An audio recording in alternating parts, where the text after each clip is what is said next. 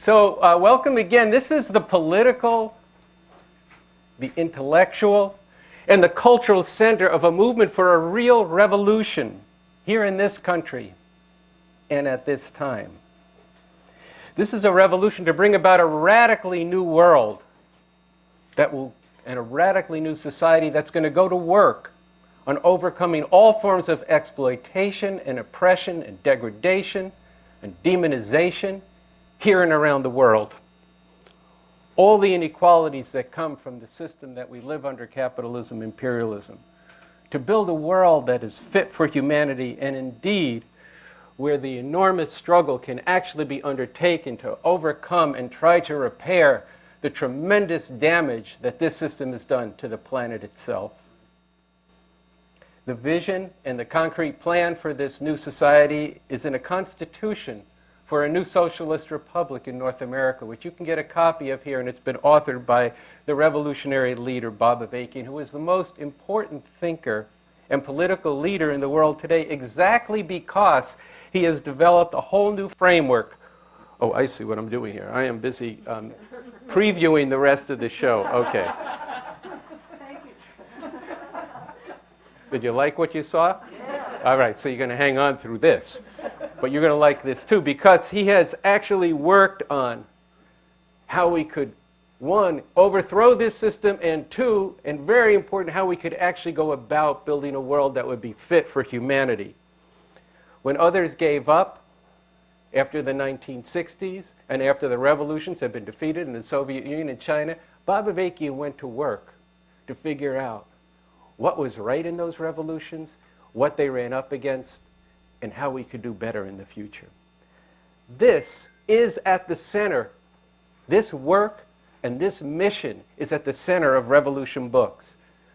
You know, when we opened the store here, a friend of mine, or a good friend of mine, and a friend of Revolution Books, Ngugi wa Thiong'o, the great Kenyan author who should have won the Nobel Prize for Literature at least 3 times by now, but he opened the store, and we had people out into the street. It was a wonderful thing, and he began by saying, "Oh, Malcolm X Boulevard, 132nd Street.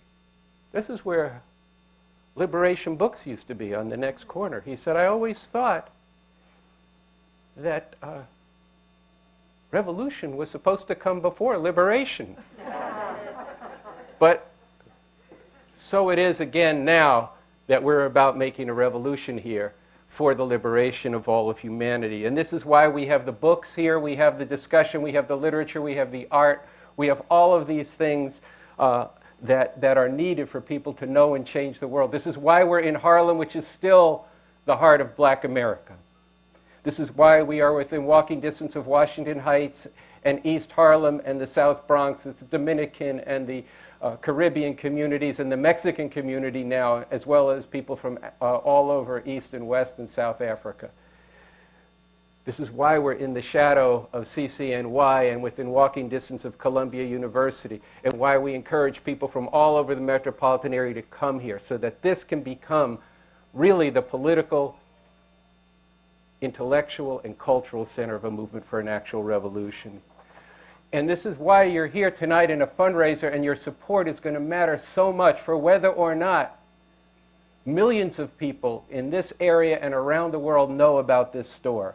There's no other place like Revolution Books here in New York City, in Harlem, and on Telegraph Avenue just down the block from the University of California at Berkeley, which started the movement in the 60s in many ways. So tonight, though, we're here to listen to and to see Dred Scott's work, particularly his extraordinary slave rebellion reenactment, which is a large-scale, multi-dimensional work of incredible historic and future significance. And keep in mind when you watch what he's doing and what he's done, why this store matters, because these two things are really related. You're going to learn about not only that work of art, but also about Dred Scott. And I want you to think about, through this whole program, how you can reach deeper into your own finances to contribute to the store, and also how you can become a part of fundraising. I'll get to how we're going to do tonight's program. I just want to introduce Dred first. Well, actually, let me first tell you about the program, then I'll introduce Dred. Dred's going to give a presentation, which I previewed briefly. He's going to talk for a while, as long as he wants, actually, probably about 20 minutes, half an hour, something like that. Then I'm going to come back and go a little bit deeper into why I say we're about making a revolution in this store and why you should support it and what the moment is that we face. I'm sure many of you are really struck inside with what happened yesterday in the Supreme Court, knowing that this is only the beginning of a wholesale assault on humanity. So I'll speak, and then I'm going to talk with Dred for a little while, maybe about 15, 20 minutes, and then we're going to open up the questions. We aim to finish by around 8:45 or 9 o'clock the latest, and people are welcome to stay later and talk. So to Dred Scott, I first met Dred when he was 24 years old. He was, which was about a year and a half ago. I was here in New York, and he was a student at the Art Institute of Chicago, and he flew to New York, and he wanted to discuss some things because his artwork in college was being reviewed by the President of the United States and the U.S. Congress, which was unusual for any artwork, let alone a student's artwork. And I'm not going to tell you what their reviews were. I'll let Dred do that. But let's just say he became infamous and famous from this. And since that time, he's continued to make art to propel history forward. His work constantly and consistently provokes a stellar combination of immediately eliciting a recognition. You see it and you recognize a profound contradiction in the society, sometimes with a laugh of nervous recognition, other times with a chill up your spine for that he's put his finger on something that is just chillingly true about our history and about our present reality. His graphic of danger, police, and area is known all around the world. Always, though, this jolt of recognition comes with a deep juxtaposition of a contradiction that makes you think.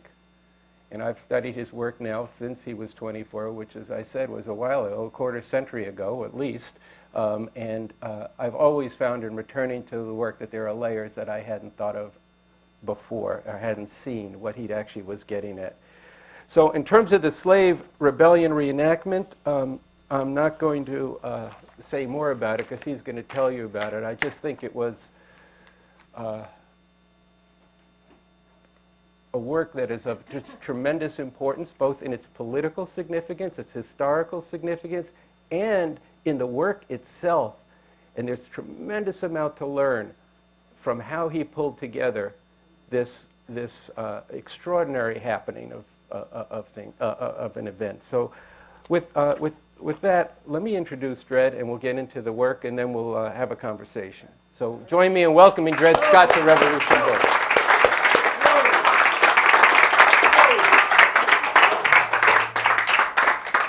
Let me move this in.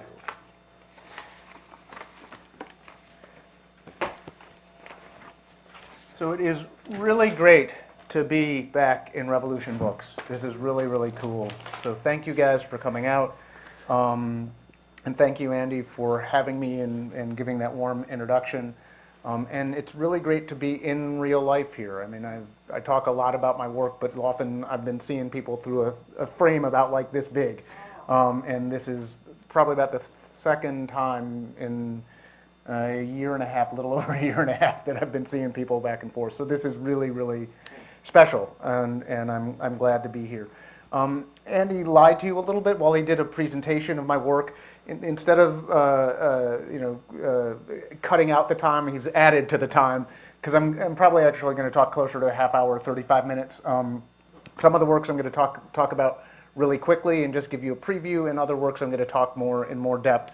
The main thing I'm going to be focusing on is slave rebellion reenactment, but as part of the promotional material for this, it said that we're going to talk a little bit about slavery, which we are. I've done a fair amount of work that touches on that, and just part of the thing is a lot of my work looks at how the past not only sort of sets the stage for the present, but how it resides in the present in new form.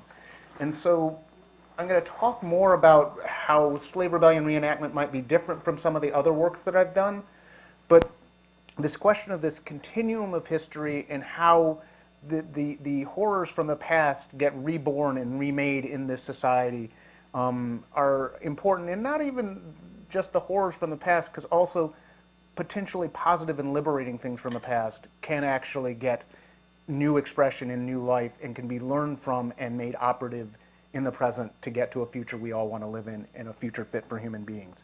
So with that in mind, some of the work I'm going to touch on quickly. This is the work that George Herbert Walker Bush, Bush #1, President 1, reviewed that Andy was talking about. It's a project called What is the Proper Way to Display a U.S. Flag? And in showing this, I'm going to show you, I mean, some of you know my work a little bit, others of you don't know my work at all. And I'm going to just talk as if, you don't know that much about my work, and so those of you who know something, please allow me to go into a little bit of detail for those who don't. Because when people say, you make art, a lot of people think, oh, you do paintings, and they exist in galleries. And that's somewhat true. Occasionally I do paintings, but I work in a lot of different media. This particular work is an installation for audience participation, and I'll tell you what that means in a bit. But just, I do work that is performance-based. I do work that is like this, that is in a gallery.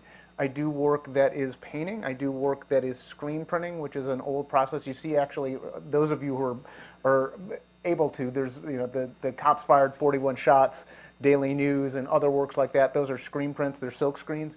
So I work in a lot of different media, but the thing is, all of it is engaged with encouraging an audience to confront a lot of the cohering ideas of this society, typically American society, and often imagining how the world could be radically different and far better. And so some of the work that I do exists in galleries and museums, and some of it's on street corners, and sometimes I have permission to do that, and sometimes I don't. But I value all of those audiences, whether it's an audience on a street corner in Harlem, or whether it's an audience in a gallery or museum. I think that they actually need to grapple with and engage these ideas. And so this artwork, called What is the Proper Way to Display a U.S. Flag, consisted of a photo montage, which is the thing on the top. It's basically a collage, but it all exists on one piece of paper, so it's not stuff stuck down onto it. It's all done in an enlarger back in the day. And so it has text that says, what is the proper way to display a U.S. flag? And there are images below that. I'm going to show you a detail of that in a second. But below that are books on a shelf that people could write responses to that question, which is the title of the work. And below that is a 3x5 foot American flag that people had the option of standing on as they wrote their responses. The photo montage had the text of the title of the work. It also had pictures of South Korean students burning American flags, holding signs that said, "Yankee, go home, son of a bitch." And below that are flag-draped coffins, coffins draped in an American flag coming back from Vietnam in a troop transport. People wrote lots of things. Some of them were like a whole page. Others of them were really short, just one sentence. Some of them were even shorter. That was just like on a pole. Some of them wished me death. Some of them encouraged me to go back to the jungles of Africa. And others of them said, "Hey, I'll be there with my gun to support you in the revolution," and everything in between. There were people that wrote from, they were Germans, and they said, "Look, if we had that much trouble about our flag as you all do, we would be called Nazis again." So people brought a lot of different perspectives, and it was a real debate about what the U.S. flag and what U.S. patriotism represents. And it did get to the point where George Herbert Walker Bush called the work disgraceful, which, again, I thought was a tremendous honor. I mean, it's, the President of the United States knew that an undergraduate art student existed. He knew I existed, and he didn't like what I was doing. Well, it's like, right on to that, I want to do this for the rest of my life. And as Andy said, that was just a couple years ago, but the gray hairs kind of throw that away. And it did get to the point where the Senate outlawed it. And so the U.S. government actually went to the extraordinary measure of outlawing this artwork. If you want to know more about that, ask me a question later, but I just want to set this as a background because this is how I got introduced to the world. This is another work that you guys may be a little familiar with. This is a work that says, "A Man Was Lynched by Police Yesterday."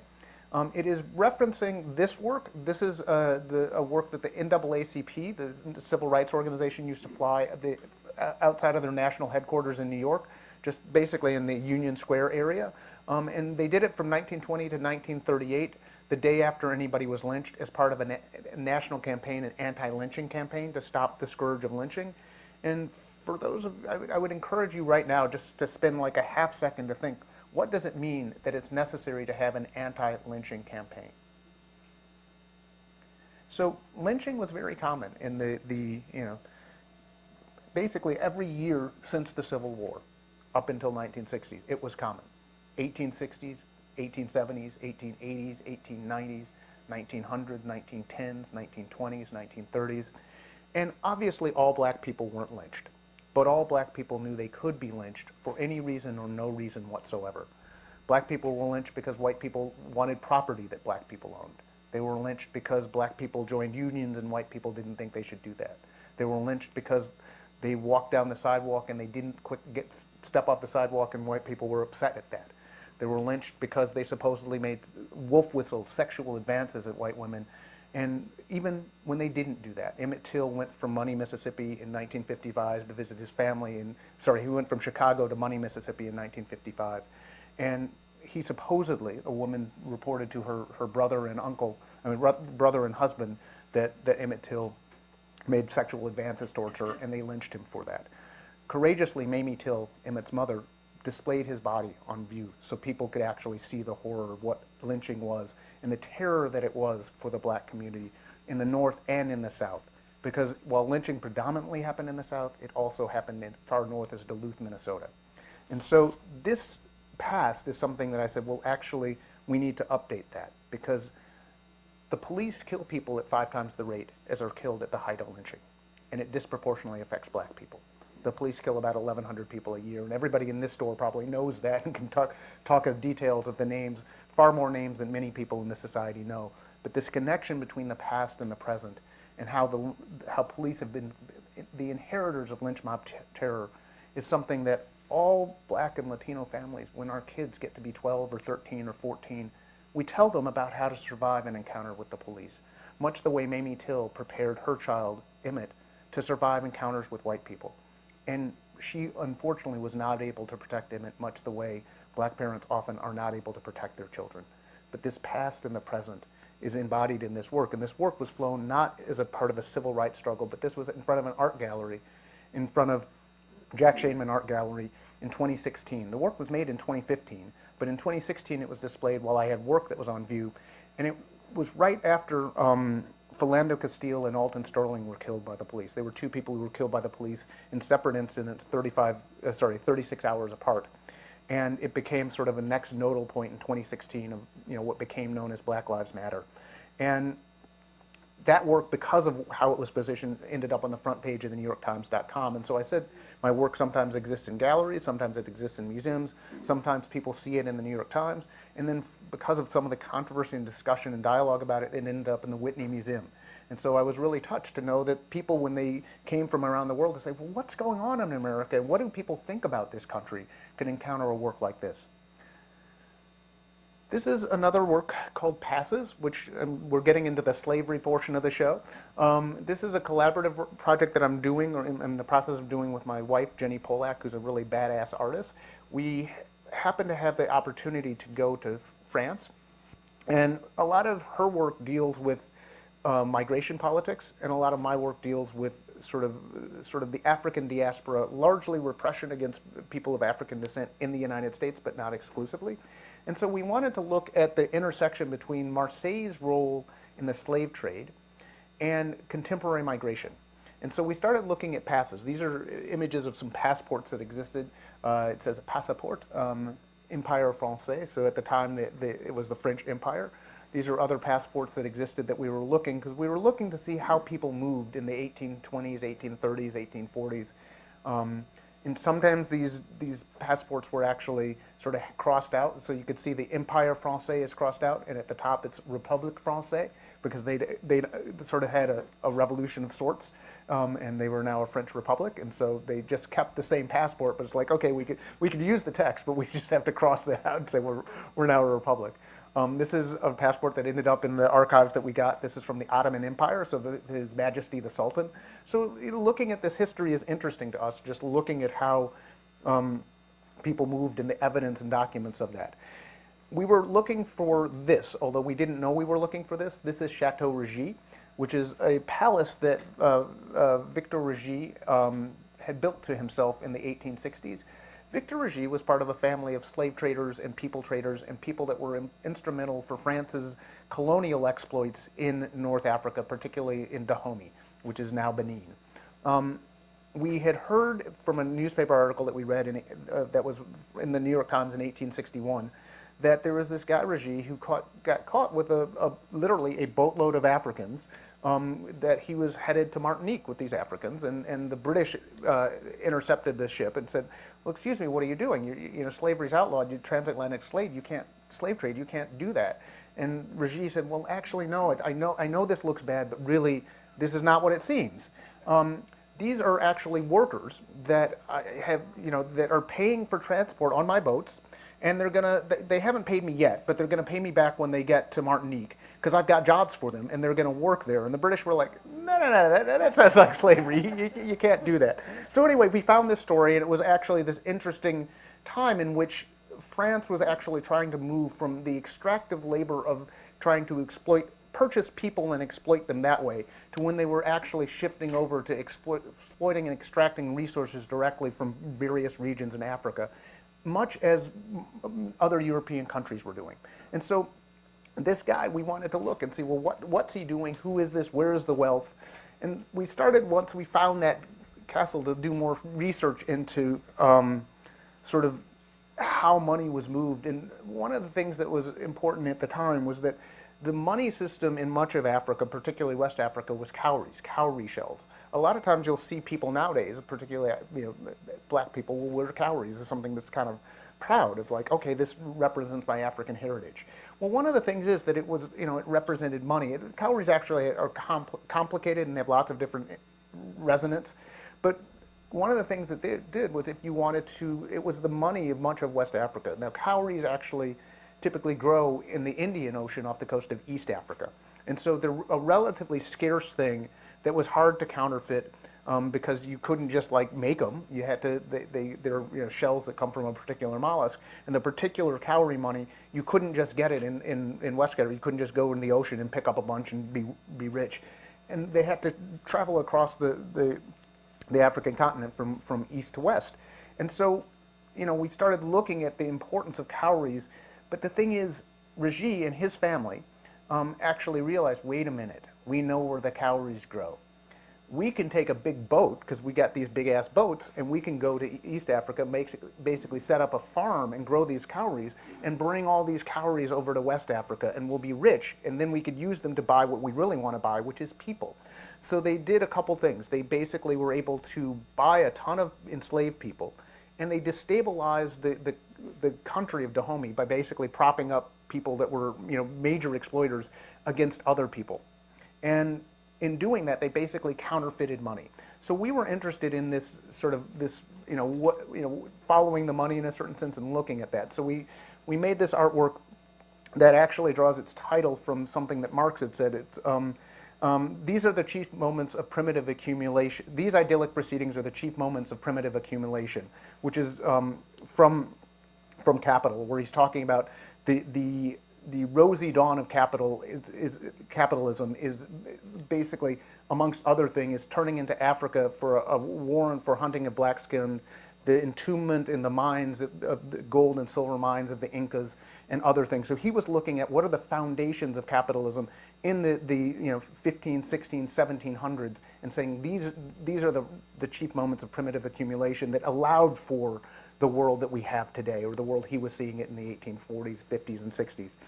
So we created this work which actually puts Chateau Ragy on top of this mountain of cowrie shells.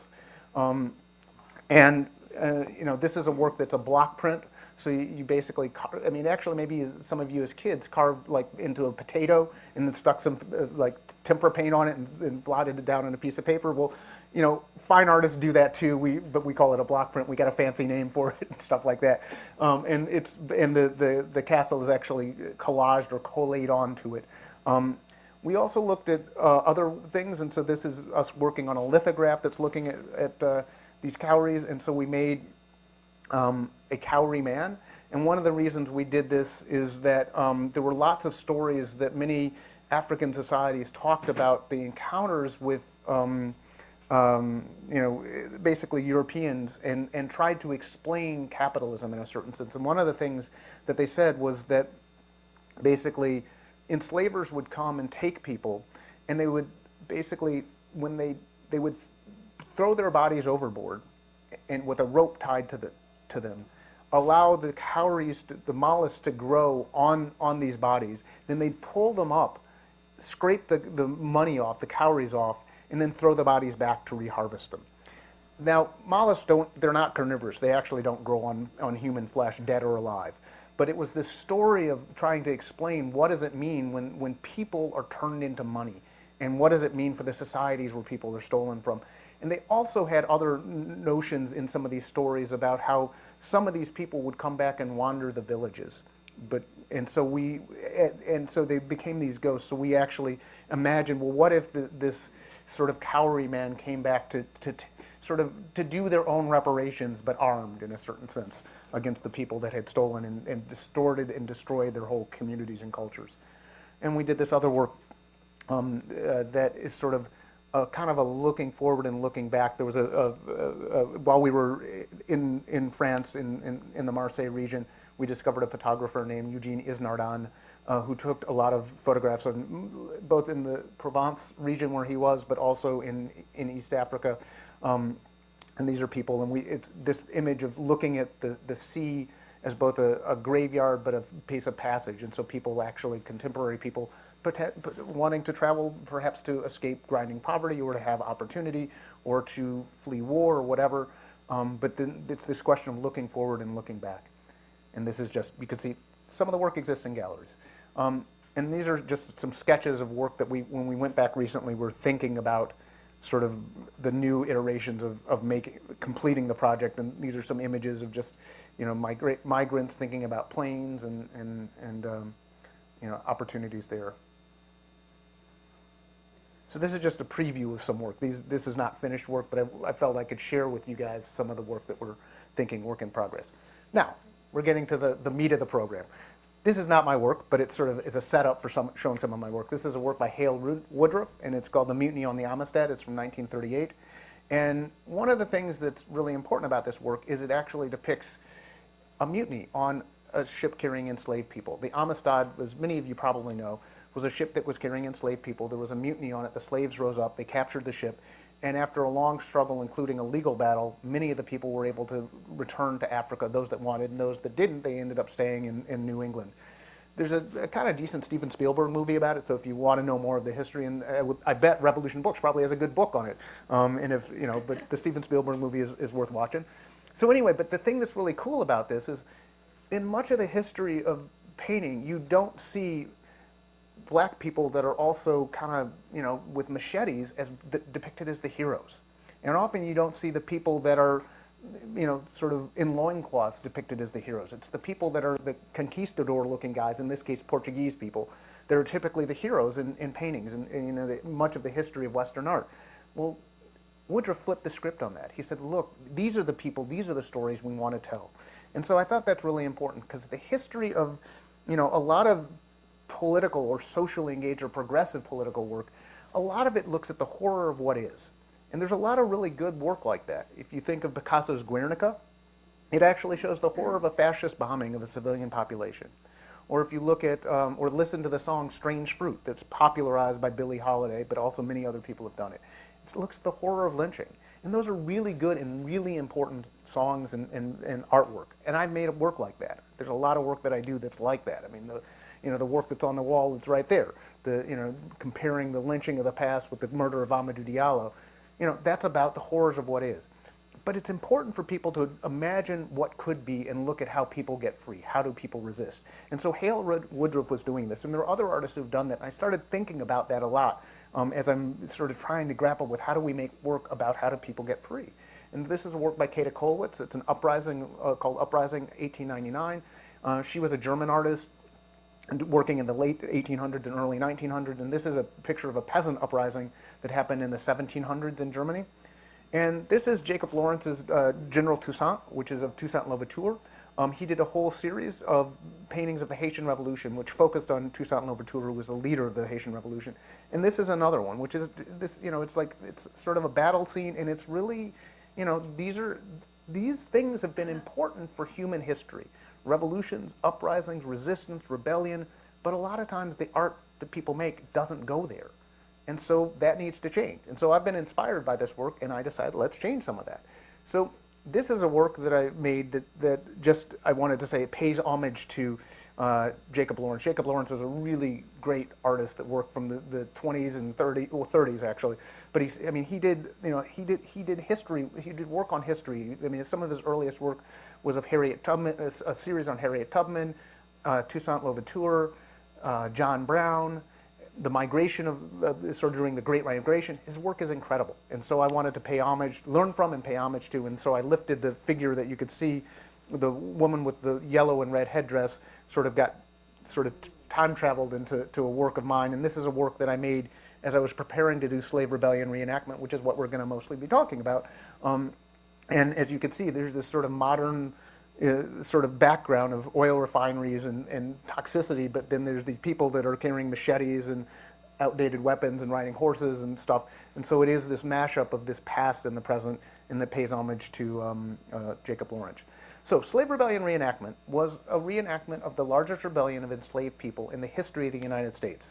In 1811, enslaved people rose up to try and seize all of Orleans territory, which is modern-day Louisiana. They wanted to overthrow the system of enslavement and set up a republic that would have outlawed slavery. They were inspired by and directly linked in some ways to the Haitian Revolution. And this was powerful and visionary. I mean, it was the most radical idea of freedom and emancipation in the United States at the time. A lot of times people talk about, oh, well, George Washington or Thomas Jefferson, they had this radical idea of democracy. Well, those guys were enslavers and friends of enslavers. And their whole U.S. Constitution was a document written by enslavers and friends of enslavers to define the legal and political framework for a society whose economic foundation was slavery. Their concept of freedom was predicated upon owning people.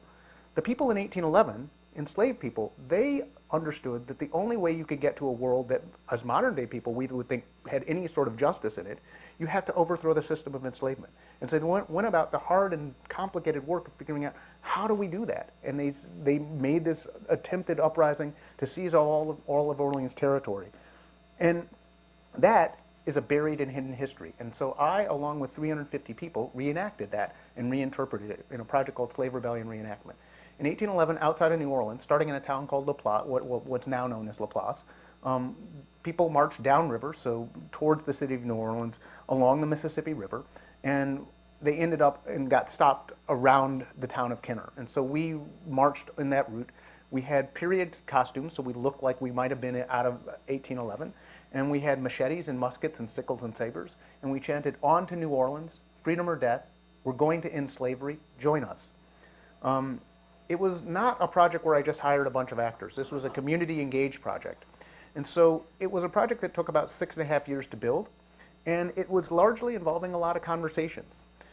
I had conversations with the Black Student Union at Tulane University. I had conversation with students at Xavier University and at Dillard University, which are historically black colleges.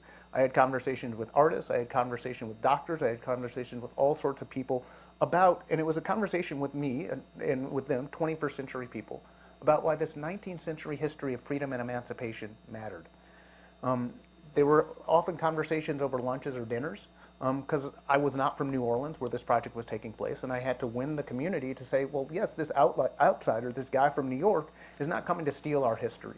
He's not coming to distort our history. He's not coming to exploit our history. He wants to connect with us and actually involve us in this retelling of this story that people who seek justice and freedom and emancipation and liberation should be proud of and celebrate. So we had a lot of conversations. We also had to think, well, what did enslaved people wear? And so one of the things, if I ask most people, what did enslaved people wear? Most of them would say, well, cheap clothing, maybe burlap sacks or something. And if you grew up when I did, and I remember seeing Roots in 1977, and a lot of it was like burlap sacks and stuff, which wasn't quite historically accurate.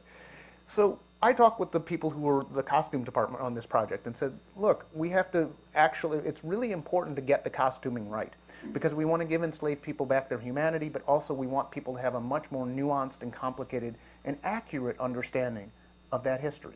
And so we looked at drawings and paintings and prints from the era. The ones that were being made in the United States at the time largely had codified sort of images of happy slaves entertaining enslavers. And so we didn't look at those because we knew those weren't accurate. But we looked at ones from Saint-Domingue and Haiti Saint-Domingue, Guadeloupe, Martinique, which were French colonial societies, and they were just more, we assumed representationally accurate. And so in this, you see men with turbans, and it's like, wait a minute, these guys were enslaved, they were captured in West Africa. It was hot there. If you were hot there and you were trying to keep warm, you might have a turban. You also have different colors and costumes. And so the clothing, which the fashion designers at the time would have been enslaved people. The seamstresses would have been enslaved people, and they would have been inspired and connected to some of the fashion trends that were in France. And so these are the kinds of things that we were learning from. We also looked at runaway slave ads.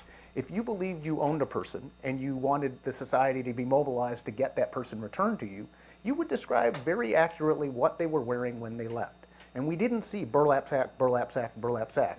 We saw lots of other descriptions.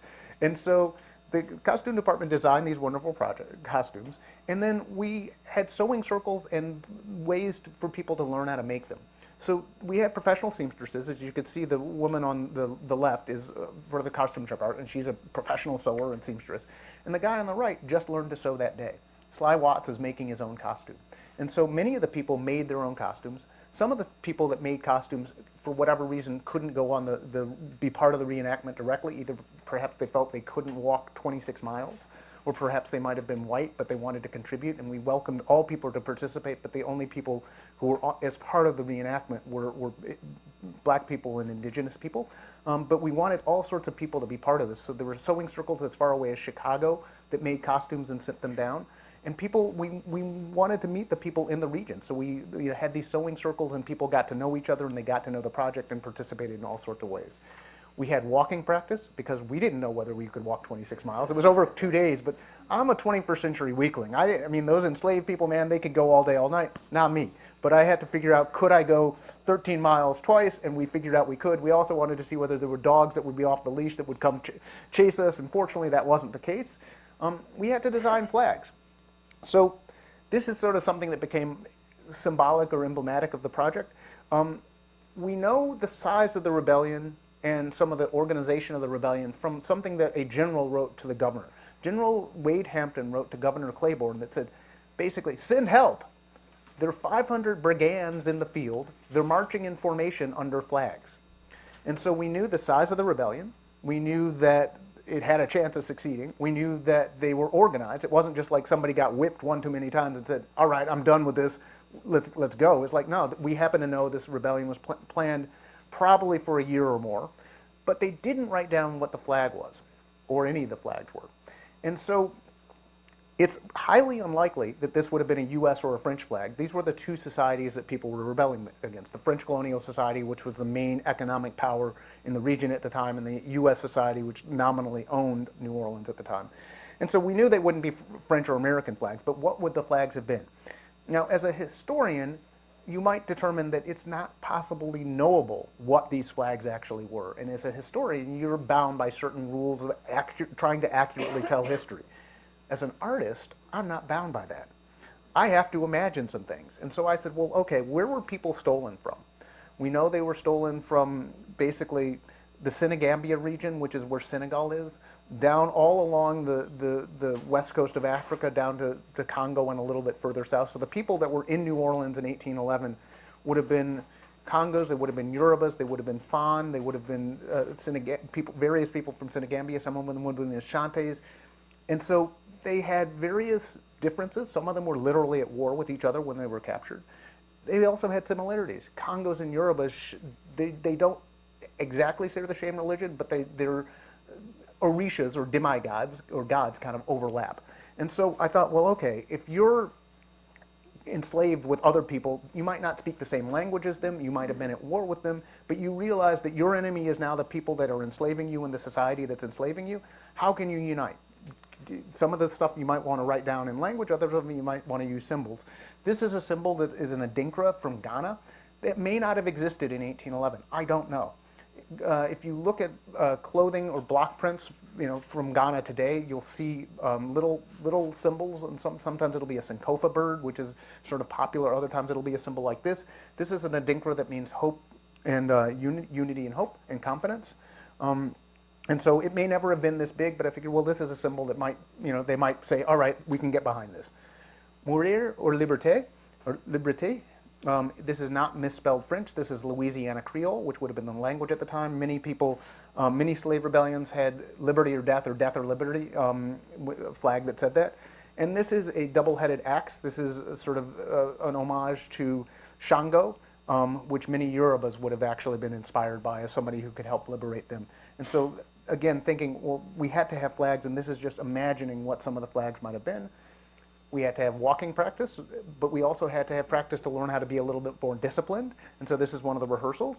And this is a conversation with some of the people discussing whether they should participate. Recruiting others into it. Why would you, a 21st century guy, want to go walk 26 miles in some French colonial clothing? Because this crazy guy named Dred Scott asked me to do it. The idea of people coming together to pool their energy in that way, I feel like we really need that. This is the closest that I'll ever be able to come to experiencing what my ancestors experienced. I'm surrounded by comfort. So what happens if I eliminate all that and just the only connection that I have is with the people and the purpose? It's important for this generation to know that you're not the descendants of slaves, you're descendants of people that were enslaved, and you're at your current position because of the resistance. To know that your ancestors fought is enough to build up a sense of dignity for a child. So like if people do know about this history, I think it'll spark rebellion in people today. People are reevaluating the position of black people in American society in a way that they haven't for about 40 years. And it's not just for black people. This is a question of people who wish to be free from this oppressive society.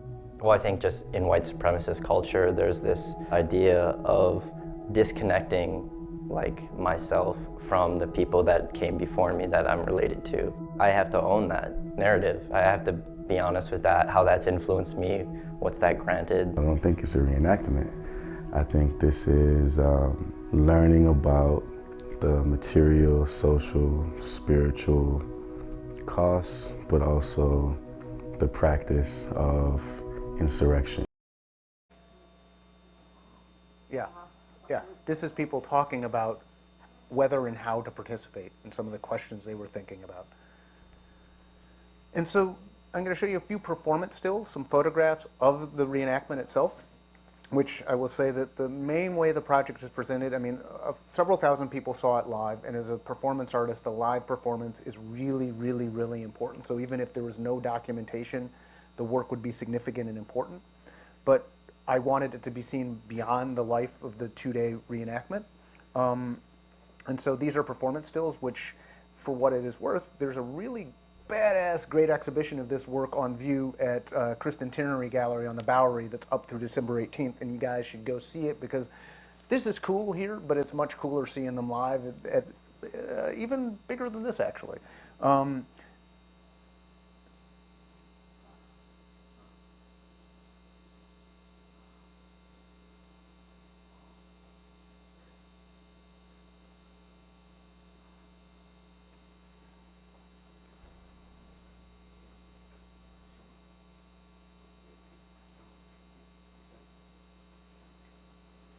And so this is a really important photograph for understanding this project. When people think of reenactment, often they think of Civil War reenactment in the United States. And a lot of times when you think of that, you'll see guys hanging out in a field somewhere where there's nothing modern in it.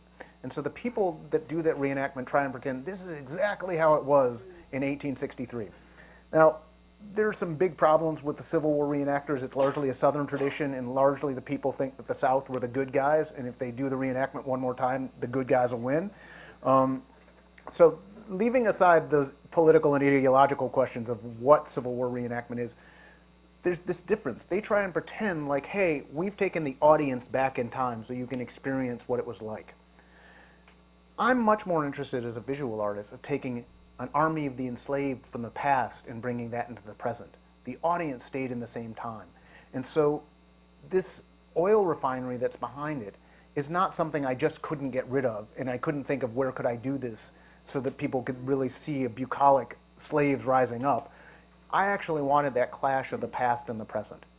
And so this reenactment was taking place in the locations that were sugar plantations, but now it is Cancer Alley. It is a region of the United States that is littered with petrochemical companies, and it causes 50 times the incidence of cancer as anywhere else in the United States. We marched the 24 miles through this region, but most of us stayed overnight, actually right near this oil refinery. It burns. It causes headaches, and I was only there for a day. Living there is terrible and it's toxic. And these oil refineries were put down on top of what was sugar plantations, and sometimes literally on the graves of enslaved people. So this image, actually this past and the present, this liberating army coming through these oil refineries, even though they're dressed in these antiquated clothing, is actually what the artwork is really about. And here they are victoriously storming through the city of New Orleans. We interrupted the historic timeline to get to the city itself. And this is a little bit what it sounded like. On to New Orleans! Freedom or death! We're gonna end slavery! Join us! Join us!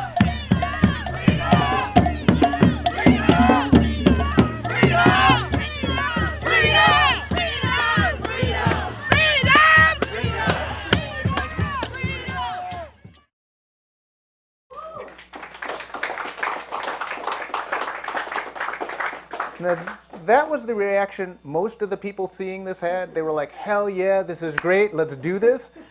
Not everybody had that reaction. This was a project about black joy, about liberation, and about freedom. It was not a project about slavery. There was no slaves in this project. They were self-liberated, self-emancipated people fighting for the future of people then. And the people that were embodying that were bringing that spirit into the present. One person said, that was one of the reenactors, when I was tasked to kill one of the slave owners on the levee as an indigenous woman, Choctaw and Creole, it was especially hard because I had to really dig deep down and force myself to feel the inherited trauma from both sides of my family to fully appreciate the gravity of the situation. I felt like I finally got a chance to represent someone who most people may not even know exists. That is really prescient and an important point. This person was actually getting the connection between, if you don't understand this past, it's going to have implications for the present. And many of the people, particularly young black people that I met in historically black colleges, they didn't want to talk about slavery.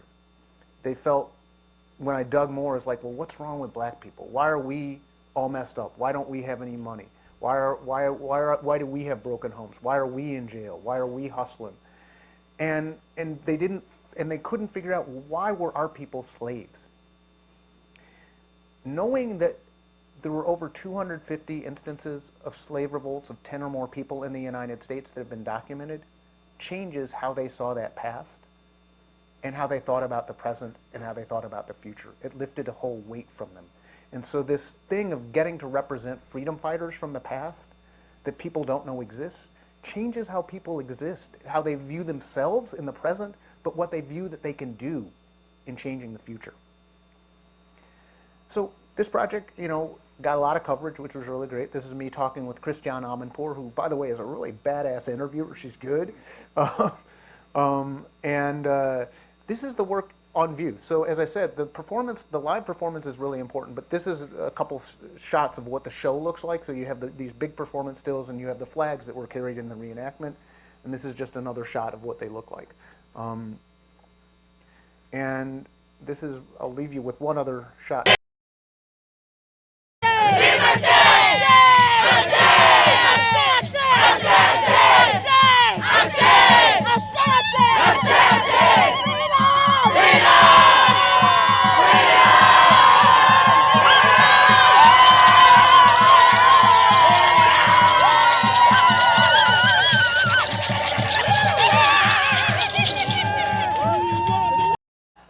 So these people were fierce. These women were fierce. And I said, look, this was not a bunch of actors. These were all sorts of ordinary people who needed to be connected to this. In 1811, a man named Charles DeLons had relative freedom of movement and went from plantation to plantation and organized people.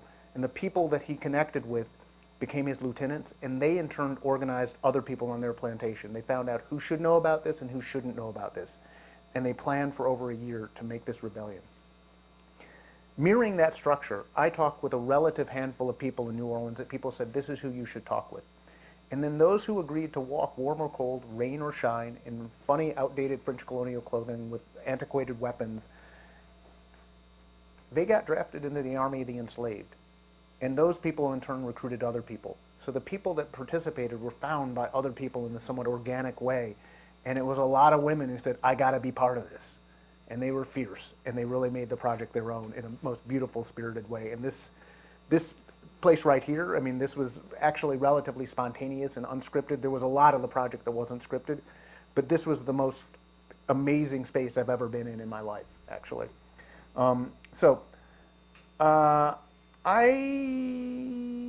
I kind of want to very, very quickly show one other work, but then I want to talk with Andy. I want to get you guys into some questions, but I want to just very quickly show one work. So I'm going to skip over this work. I'm going to talk very briefly about NFTs. And this is going to be brief, but I just want to give you something on it, and then if you want to talk more about it, we can. So, NFTs, for those who don't know, is this new buzzword that some people are making NFTs as art. And it stands for non-fungible token, and I'll talk more about that in a little bit, but it's a digital technology that intersects with cryptocurrency like Bitcoin or Ethereum. And so I'm going to run down some stuff on it and talk about why I'm doing it. So NFTs are a high-tech solution to a problem that didn't exist. NFTs are dominated by tech bros. So people who are like really invested in, hey, I got to get people all excited about cryptocurrency because the venture capitalists are going to make a lot of money if more people are investing in Bitcoin. That's who's interested in it. NFTs encourage get-rich-quick thinking. So it's all about, man, I got to make some money. Nobody's really paying too much attention to what the art is, because NFTs encourage people to downplay the aesthetic and the ideas instead think mostly about the commercial value. What did it sell for? How much did it go for? As opposed to, what is the idea in here? Which frankly is often how we're trained to look at art. We learn about a new movie. What was its opening box office weekend? We don't know whether the movie's any good. It's like, how much did it make? And in the visual arts, it's like, well, what sold at Art Basel? How much did that sell for? As opposed to, was the work really deep and was it transcendent? And so NFTs are this on steroids. NFTs are terrible for the environment. They're terrible for the environment. And NFTs are not inherently art. They are a blockchain link to a folder and a register of ownership. And so this is a little bit technical, but people say, I've got an NFT, I've made an NFT. Well, it is something, but it's not. But largely what it really is something that says, I own this, and the this that I own is a folder that exists somewhere on the internet. And that folder could have JPEGs in it, so it could have pictures, digital pictures. It could have movies in it. It could have a sound file in it. It could have a tweet in it. It could have almost anything. But really, all it very simply is a public blockchain record that points to a folder somewhere. So I wanted to demystify that a bit before showing you what I did. So this is not my art. This is not my art, but I do have to show this offensive work for a second because this is how I and most people learned about NFTs, sort of. There's a guy named Beeple who made this artwork that sold for $69 million at Christie's. It was an NFT. It was the first time most people heard of NFTs. And most people heard, hey, this sold for $69 million. It was 5,000 JPEGs that were in this NFT, and most people didn't look at what the JPEG was because it was just like, hey, it sold for $69 million. It must be really good. Well, it was some deeply misogynist and racist bullshit. So this is what, and most people, even if they are aesthetically and politically very different than what I think, are not going to want to hang that on their wall. You'd have to have a really low understanding both of women but also of art to think, hey, this is what I want to hang on my wall. Another piece from the Beeple piece is this. It's fun to draw black people. So this is what somebody paid $69 million for and told everybody, hey man, NFTs are a really kick-ass thing. We should all be making NFTs. Another NFT is this. This is CryptoPunks. This is not inherently racist or misogynist. But again, most of you aren't going to say, man, I wish I could hang that on my wall. It's just like my favorite Picasso or Van Gogh or Dred Scott or something like that. It's like, this is some 8-bit low-res stuff, that, you know, maybe it's kind of cool, but I don't know that I'd pay $16.9 million for it if I had it. And I certainly, if I did, I'm probably not going to hang it on my wall. I'm just going to boast about, hey, I paid a ton of money for something. So, this is not an NFT, but it is the basis of why I'm talking about NFTs. The F in NFT stands for fungible. Fungible is a word that perhaps you know, perhaps you don't. But many people, you know the word fungible, but haven't used it in a sentence in a really long time. But as somebody who studies slavery, I know a little bit about the word fungible, because scholars on slavery talk about how capitalism made people turn people into commodities and tried to make them fungible. So when I heard the term NFT, non-fungible token, I thought, well, let's talk about the history of capitalism and slavery. And so early on, you had signs and ads that were like, sale of Negroes. Because just like today, we can see an ad for Budweiser or you know, Geico car commercial, car insurance or whatever. Back in the day, one of the things that was for sale was Negroes. Back in the day, you also had slave auction blocks like this. This is in Vicksburg. It still exists. Another ad, you know, to be sold. You know, a cargo of 94 prime healthy Negroes. So in looking at this, I decided, well, I'm going to flip this a little bit, but first I have to make an ad for this. So I flipped it. A cargo of 94 prime healthy whites. It's kind of absurd, but yeah, that absurdity gets at something. So the NFT that I made is this.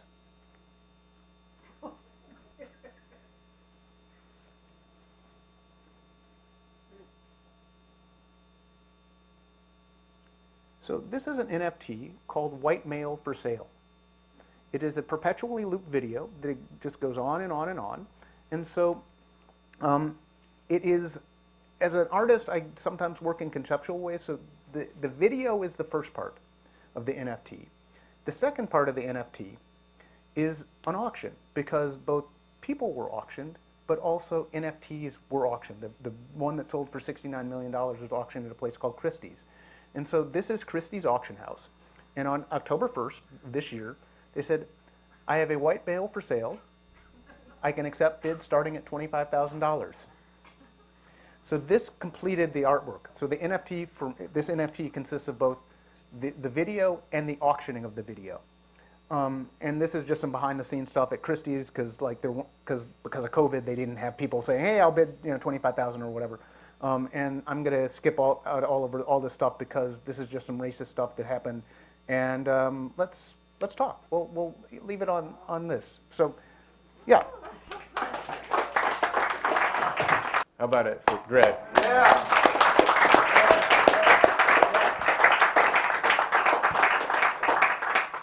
So I am looking forward to get into some conversation with Dred, but also with all of you. I think we want to have a question and answer, and we're going to talk about particularly the slave reenactment rebellion, the scale and scope of it, the historical significance of it, the juxtaposition in chemical Cancer Alley, and the life-stealing exploitation, oppression, degradation that is the legacy of people from slavery. But before that, I do want to take 10, 12 minutes to talk to you about the bookstore and the stakes of supporting Revolution Books at this time. First off, I do appreciate your coming out tonight to support Revolution Books and donate in that way. So I do appreciate that. And including coming out at a time when we don't know exactly what's going to happen with the new variant of the virus, but it potentially is at least seriously contagious. Whether or not how serious it is, we don't know. But I have taken my mask off, but I appreciate that all of you are wearing masks. And the reason we want to see that you've been vaccinated is because a big part of our revolution, the revolution we're aiming for and working for, is the concern and the care for all of humanity and not for ourselves. Your body is not your own temple, okay? Your body is out in society and in the world, and it's important not just for your own health, but for the health of the community. So we do insist upon that, because we are thinking about all of humanity. As I said earlier, this is the political, the intellectual, and the cultural center of a movement for a real revolution. It's not just, as I've said this before for those who've been here, this is not just a marketing slogan. It's not just a cool word. I don't know how cool it is, the word just by itself, absent the meaning that you saw in the slave rebellion. But today we are putting the actual revolution back in revolution here. And look, if we really understand the importance role that revolution needs to play in this extremely fraught time for all of humanity, there is a tremendous need for all of you to deepen your commitment to supporting this bookstore, spreading the word of encouraging people to shop here, yes, but donating what you can, and also being involved in fundraising for this store. The store is here. You've seen it. You know about it. But this has to become a real center of where people from all over society are valuing, defending, and coming to and supporting this store. And I'm going to get into a little bit why that is so at this moment. This needs to be a place where people come to read, discuss, debate why we're in the situation we're in right now, what the reality actually is at a moment where half of humanity is poised to have the right to control their own reproduction, their very lives being stripped for them, taken away from them. This is something that this movement has been warning about for decades, up against the don't worry about it, the women's movement, we've got this. And even today there were people down, I just have to say this, I'm going off my notes here, but people were down at the Supreme Court chanting the name of the pill where you can do self-abortions. But does anybody seriously think that these fascists, if they do outlaw abortion, turn it back to the states, are going to stop at that? That they're not going to outlaw that pill? And this just doesn't apply to abortion and to women's rights. Once they strip away that from one human being, what about trans rights? What about gay rights?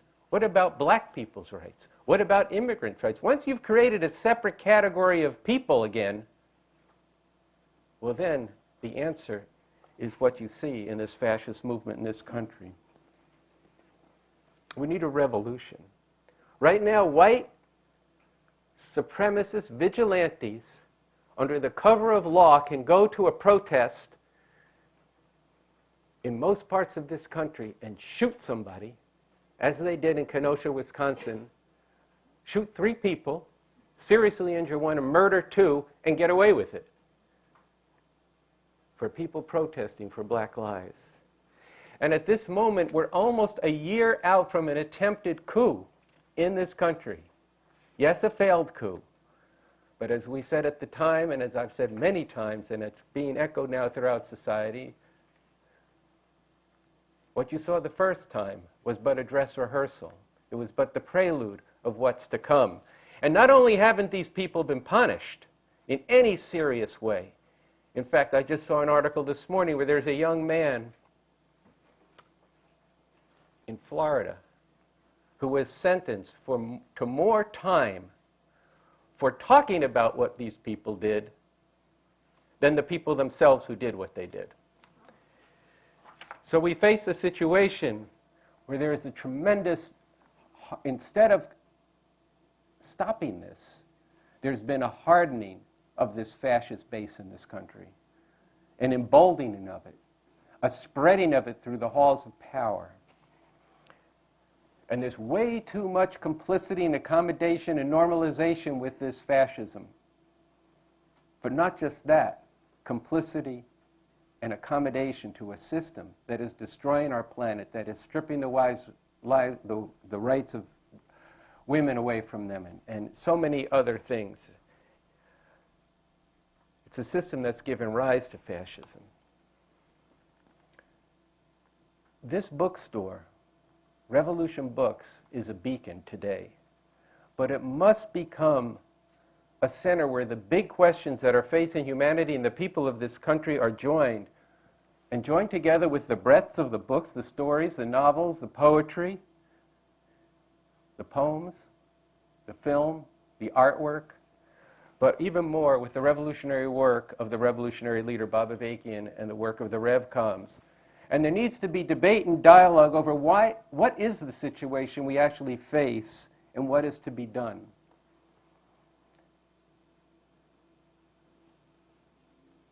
I said earlier that Bob Avakian is the most important political leader and thinker in the world today. That's a big statement, and you might say, oh, you know, I know people go on the internet and say, oh, well, this is just a cult behind Bob Avakian. That's all it is.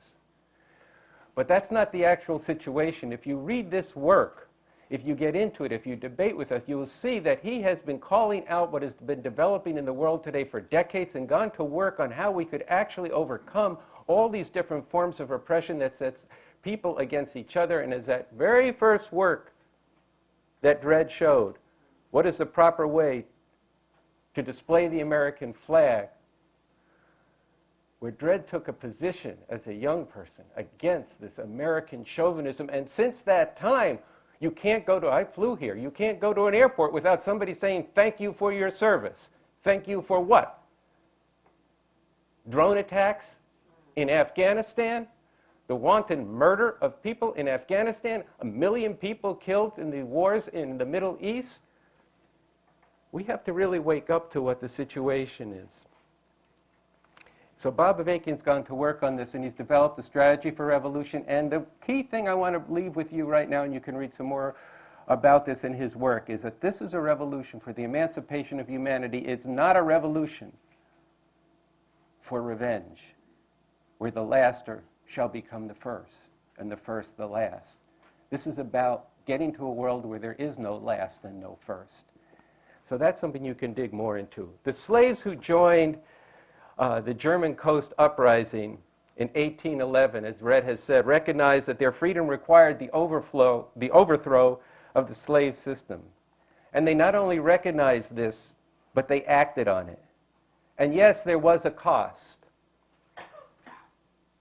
But what about the cost of how those 1.1 million slaves that existed in America, what was America at that time, in 1811, who became over 4 million slaves at the time of the Civil War?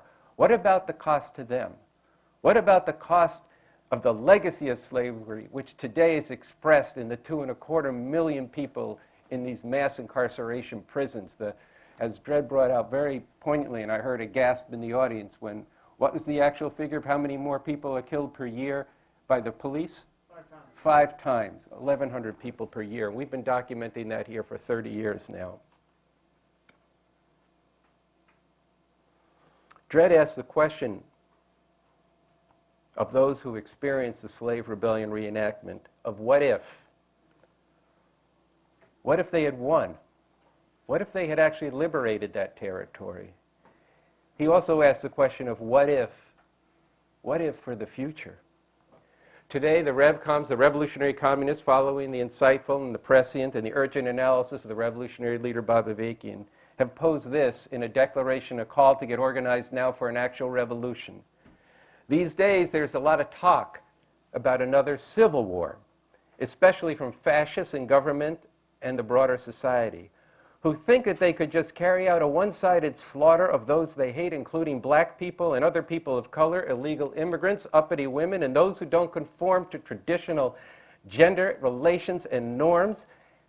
This situation needs to be radically changed to one where there are masses of people prepared to defeat these fascists and to do so as part of getting rid of this whole system, which has bred these fascists, along with all the other horrors it continually perpetrates. What we need is to repolarize society for a revolution.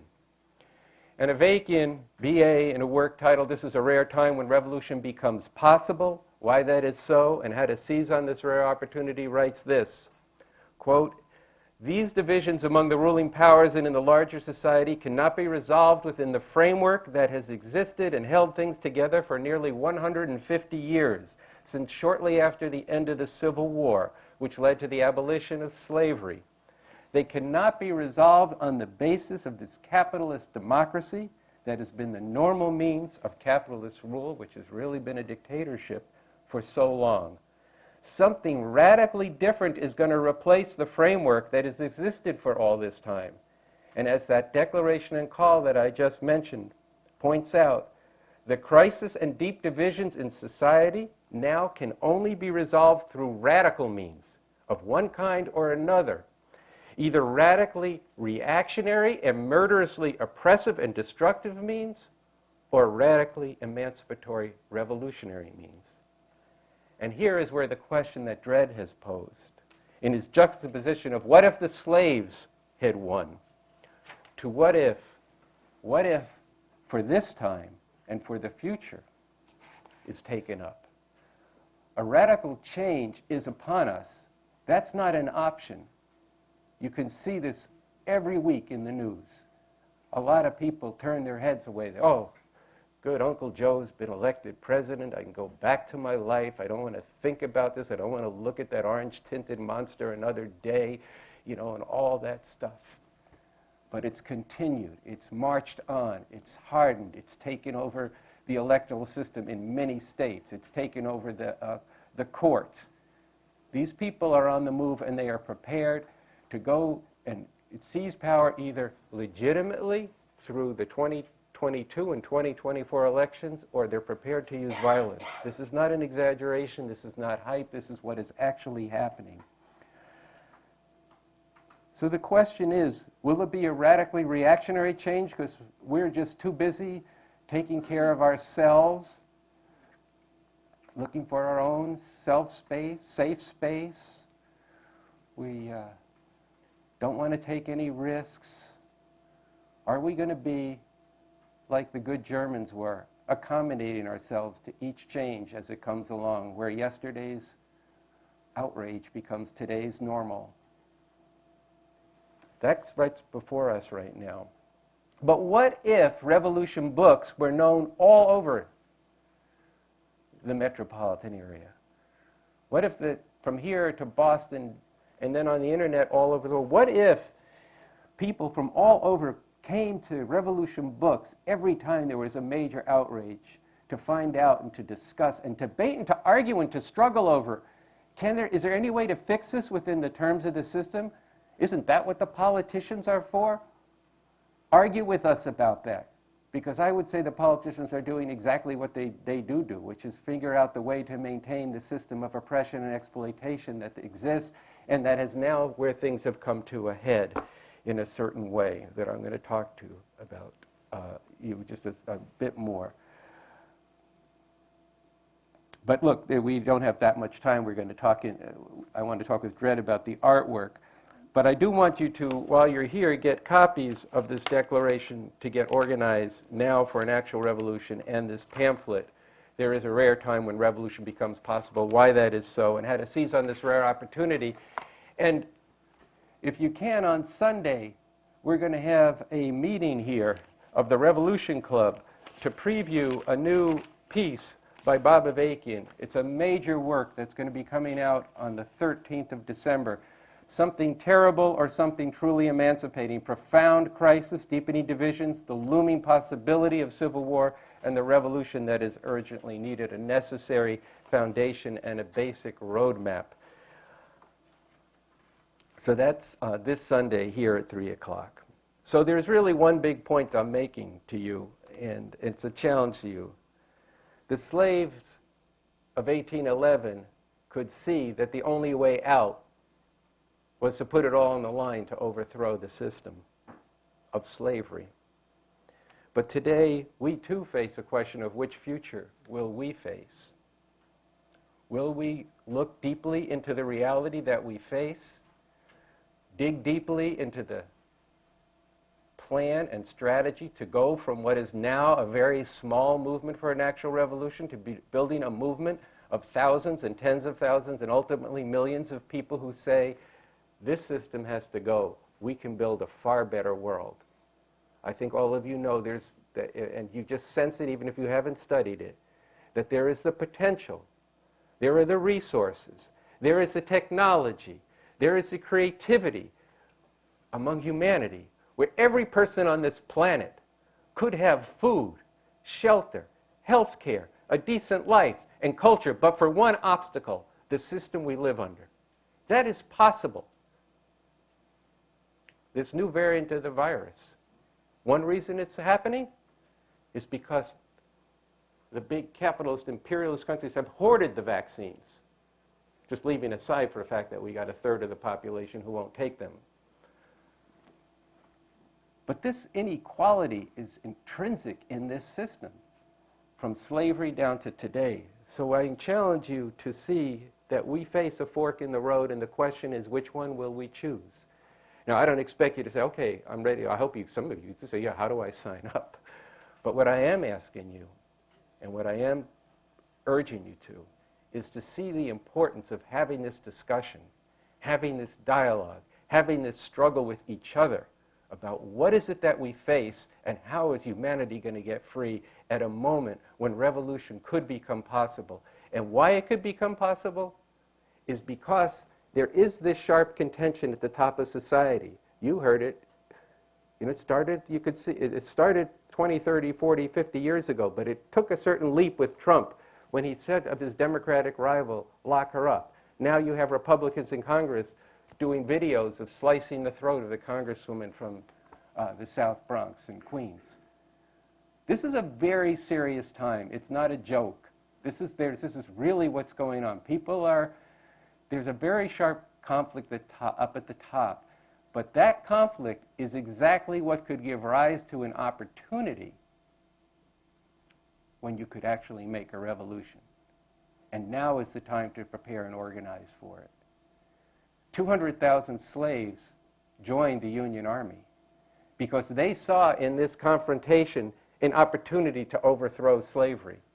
Lincoln didn't want to do that at the beginning, but eventually he did because he saw the necessity. But the slaves saw that potential in that fight. Today, with that tremendous fighting up on top, we should see that potential to actually make and win a revolution in this country. We have a lot of work to do between now and when we could actually do that.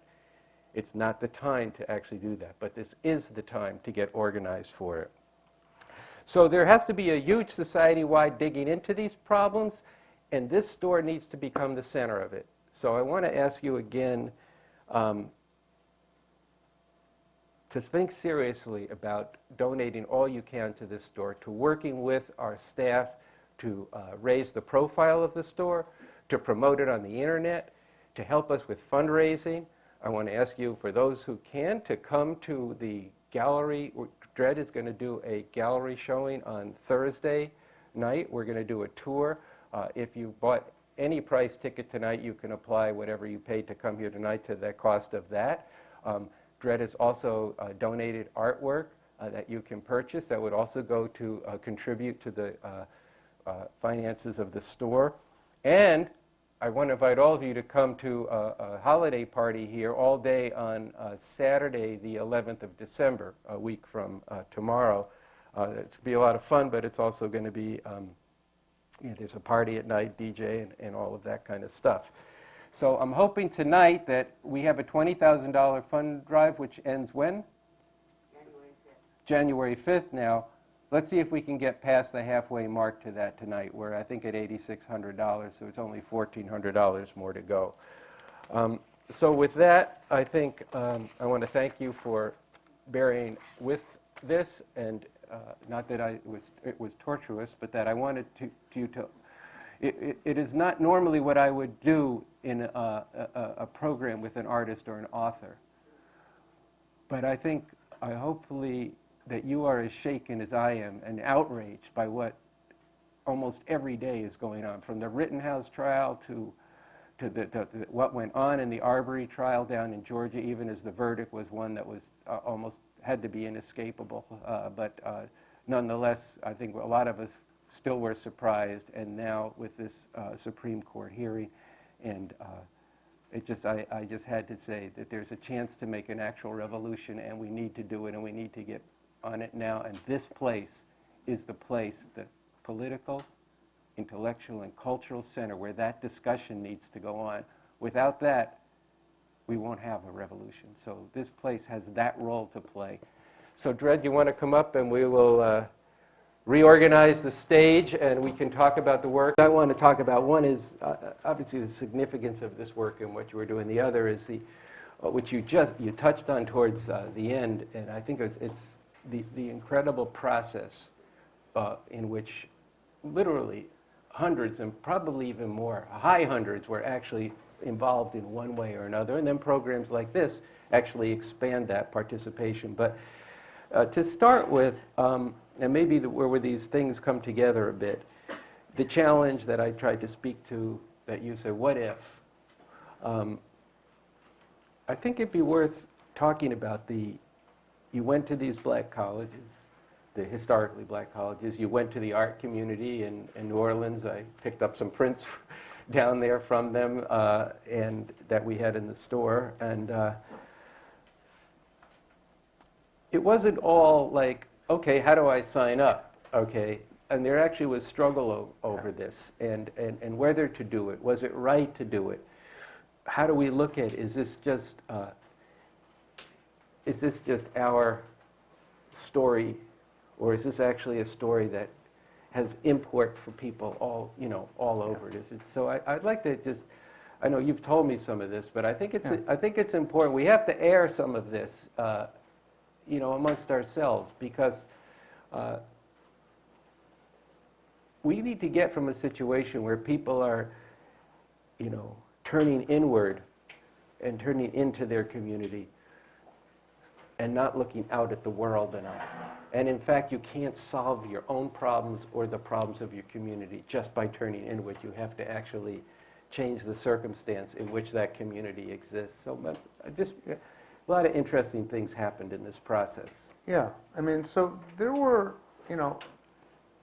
this was about a 7-year project. I mean, when I started it, I thought it was about 3.5-year project, and it took longer, and sticking with it was really important because it needed to happen. And I knew going into it it was going to be good.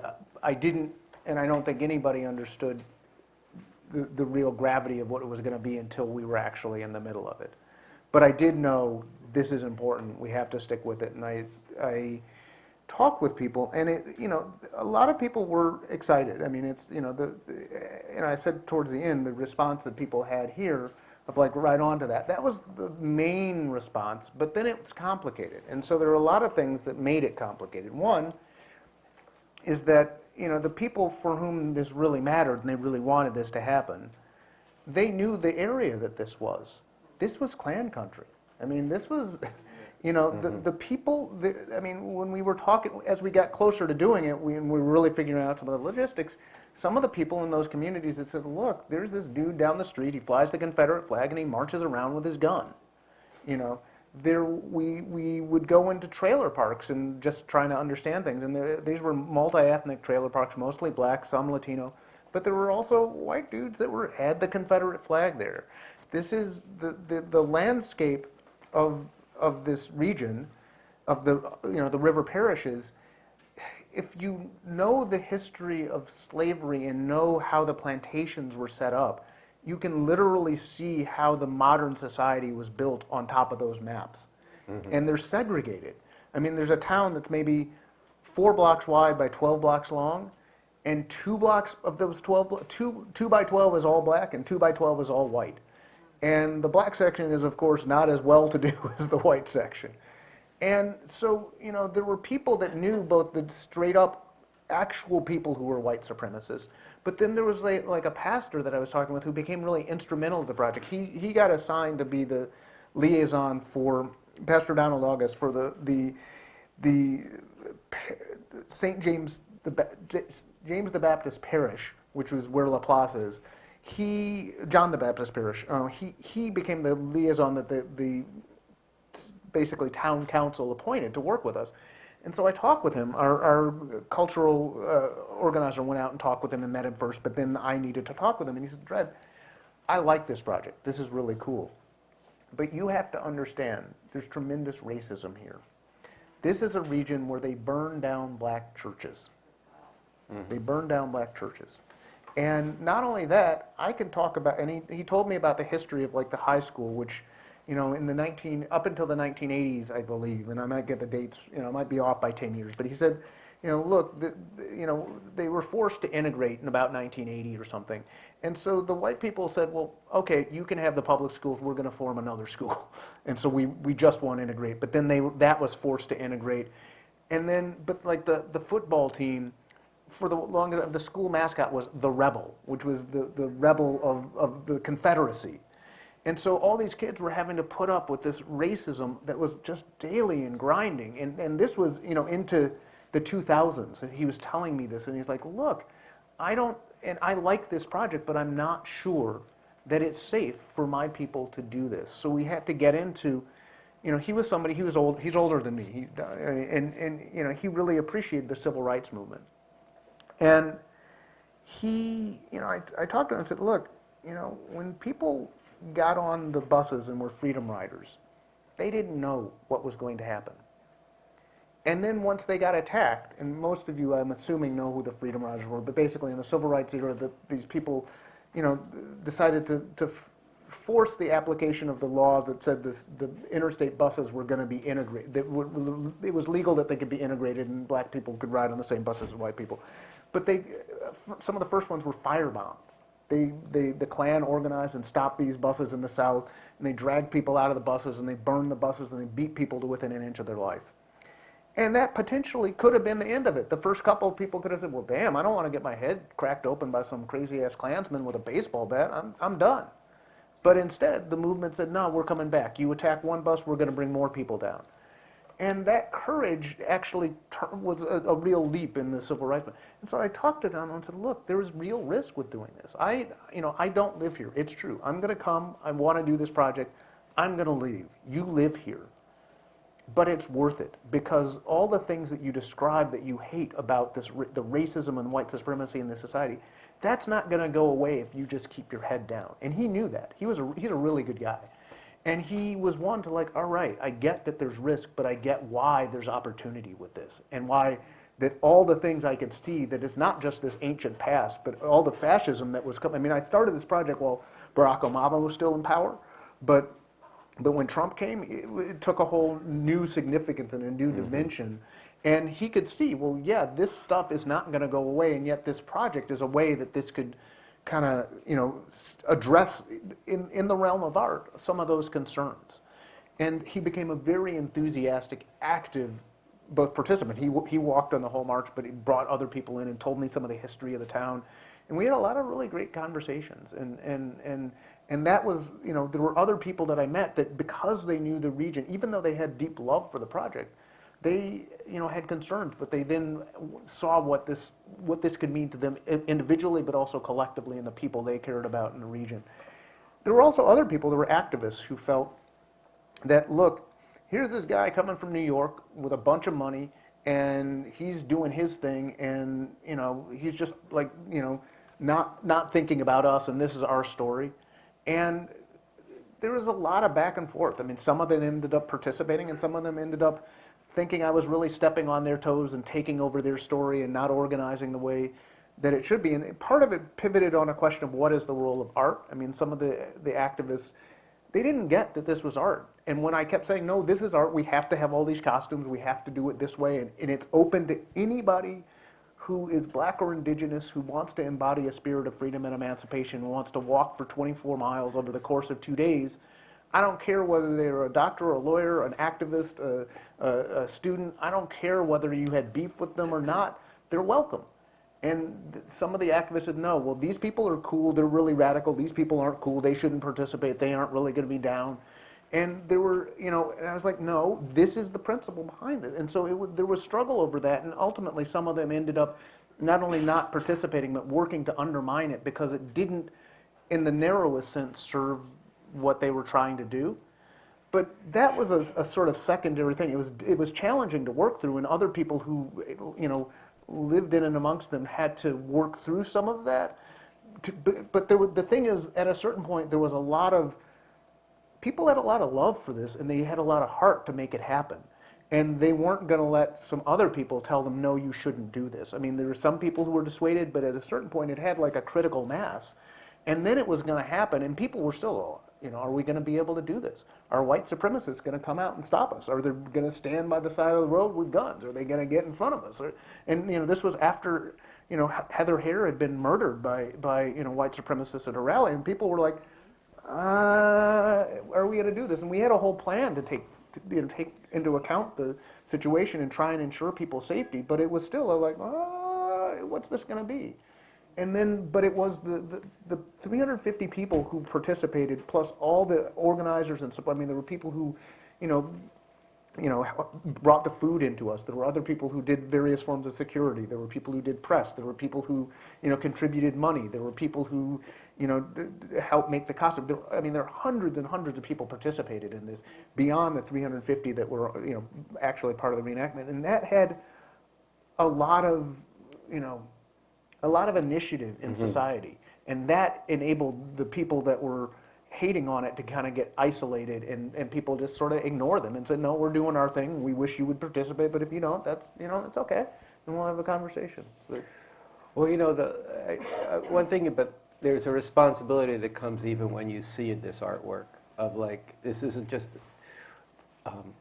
a one-off thing, but the fact that it was an artwork and was so powerful when you see it, and the footage that we've put up on the website from The Guardian, where you get a sense of this. So then, that people took this risk, that risk in one sense has to be honored by other people spreading the word of the work, but also spreading the word of what this is. I've met a lot of people who don't know anything about Cancer Alley, and the fact that it's built right on this. And I had a chance to be in that area and go to the Whitney Plantation about, I guess it was almost a year after the project took place. And now, people, oh yeah, that was fantastic. I said, oh, were you part of it? Well, no, not really, but it was fantastic.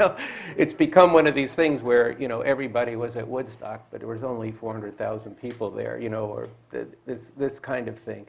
But I wanted to ask you about the women who participated, because I've seen a lot of the footage of this, and you described well for the Revolution Books audience what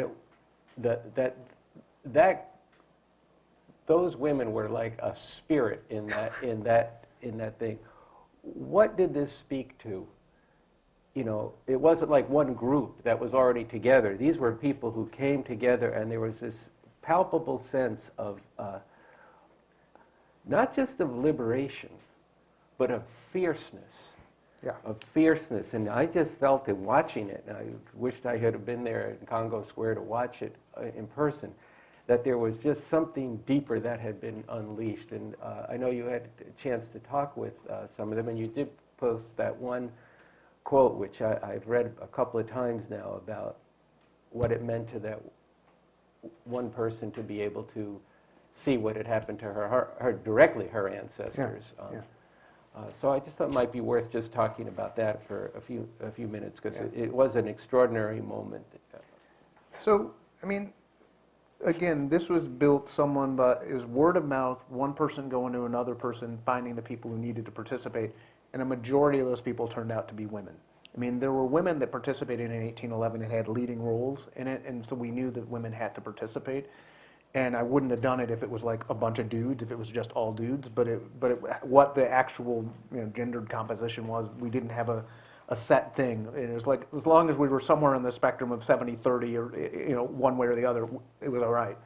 But just given the way things are in society now, there are a lot of pissed off women now, which is good. We need that spirit to be part of that fierceness, and also gender non-conforming people. There were a lot of the women in GNC people there were queer people that were really at the heart of this, and this spoke to them, and it was an interesting thing, because it's like in some of the rehearsals, which the rehearsals were both to learn how to exude a militancy, but also to do it in a way that we also did training for people how to de-escalate situations. So if white supremacists or others came to disrupt, that we could exude militancy but not be threatening and escalating to that person.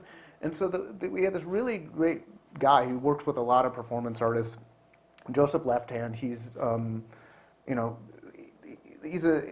he's indigenous. I forget what tribe he's from, but he's also been in the U.S. military and has rejected all that. But he got some of his weapons training from that. But he's still, in many ways, he's kind of a guy. And so he and I were kind of leading some of this, and some of the women like stepped to us and were like, "Dude, you can't do that. I mean, this is like there's this patriarchal thing that's going on here." And so it was good. There was a lot of challenge and fear. I mean, all throughout it, because these women, and we didn't. I don't think anybody fully understood it until they were kind of in it. But it was this whole spirit of embodying this all throughout, and the women were not going to be demeaned to or dictated to or talked down to, and even just like. It was like, all right, they wanted, and I don't want to get all into the question of sort of collective violence, revolutionary violence, what is violence? I mean, a lot of the people who participated had violence used against them, often by family members, husbands, lovers, brothers, whatever. And the question of, wanting to have a collective liberatory violence was actually an important question. And this dude who had U.S. military training had some knowledge of that these people wanted to get, and so it was a complicated thing working through how that fierceness throughout the entire thing was actually guided by some of the principles of liberation, and it wasn't reinforcing some of the things that we've grown up in and were taught. And so but the women they found the people who needed to be part of it, and then it was a very good, challenging, spirited thing throughout, and parts of it then got embodied in the place right before Congo Square. But these people on the march, maybe you should describe that a little bit for people. Okay. I don't know if people got that there was this situation that developed, that it was where things were hanging in the balance and who stepped to the fore. It's worth just at least telling in brief. Well, I mean, if you're talking about the thing right before Congo Square, Okay, so I mean, well, first off, so this whole 26-mile procession, 24-mile procession was sort of a military campaign, and the project ended when we got to Congo Square, which was a region in New Orleans where during slavery days people could gather in traditional dress and have traditional ceremony. And so Congo Square and a few places like it. One day a week, right? One day a week, on slaves Sunday. could leave the plantations on Sundays. Run Sundays, right? But it was also, without Congo Square and a few places like that, the rhythms that came from West Africa that laid the foundation for initially jazz, but then laid the foundation for blues, rock and roll, R&B, hip hop, funk, trap, bounce, trance, all of what we know as modern American music. It wouldn't exist without Congo Square and a few places like it. So when we got there, we ended up at that place and flipped from a military campaign to a cultural celebration. But when we were just about there, we had to wait for a period just because of some logistical stuff. Basically, we ended much of the march in the river parishes in a town called Kenner, and then we got on buses and went to the city of New Orleans. We were waiting for the horses, the horse riders and the film crew to catch up, but they got stuck in traffic. So we got hung up at a place that was really historically important. There was this place called the Old U.S. Mint, which prior to that was Fort St. Charles. Fort St. Charles was one of 5 forts that were surrounding what is now the French Quarter, but at the time was the entirety of the city of New Orleans. And so it was a fortified city that was a walled city. The plantations were outside the walls, but the city itself was this city that had 5 forts. And there was an advanced detachment of enslaved people that were trying to seize Fort St. Charles so that the people, when they got out of the plantations, would have weapons to be able to take over the city. So it was really historically important, and that location is now a jazz and heritage museum called the Old U.S. Mint, because it became a mint and then became this jazz and heritage museum. While we were stuck waiting for the horses to show up, and we didn't know how long they were going to be there, these women just said, well, we can't just sit around and do nothing. And so they just jumped up and was like, liberté, liberté, ashe, ashe. And ashe is a Yoruba word that means the power to make things happen. But it was this really spirited thing, which, it was better than anything I thought of or could have scripted it. And it was, they really had made the project their own, and that was the project. This was a community-engaged project. This was not like a Dred Scott production. I mean, I was the lead artist, but it really was something that had to be in the hands of other people acting on their own connection to it to make the project successful. And after having been together for 2 days, walking 24 miles, sometimes in really cold weather that we didn't quite have the right clothing for, getting rained on a little bit, and just being together and walking and talking about why this mattered, all these people kind of gelled, but really were able to, and this fierceness of these women who were both honoring, their ancestors, but also were trying to have that spirit of, determination to get free from oppression, to be living through them in the present, and not take all the nonsense and the oppression that they have to put up with on the regular in this society. That was kicked out, and that fierceness was what you were seeing there. Yeah, I want to open it up. Part of why I asked that question, I talked about revolution before, and we really mean it, but I think, one thing that people should see on the positive end of why revolution is possible is the spirit that was in the streets during the beautiful rising after the horrific police murder of George Floyd just a year and a half ago in the spring of 2020. And also you've seen it in the protests of women in countries around the world against sexual assault and around abortion. You look at the protests in Latin America and in South America and in Poland. So, and as a work of art, it was just 100 women, but the spirit there, and what was conveyed in that one woman's sentiment is that when people rise up, it really is another day, and it's been too long suppressed, and that's what we need to actually tap into and speak to and give expression to, even before it's possible to fully make a revolution as part of preparing for revolution. But let's take questions from the audience now. There is a microphone, right? Who has that? Okay, so, right there. Let's see if we can hear people through their mask. If not, then you should take it off and just hold the mic a little bit away from your face. Okay. Can you hear me? Yes. Yeah. Okay. Thanks for this amazing presentation. I'm curious, you mentioned and all of the wonderful things about this project and how it was collectively organized and built.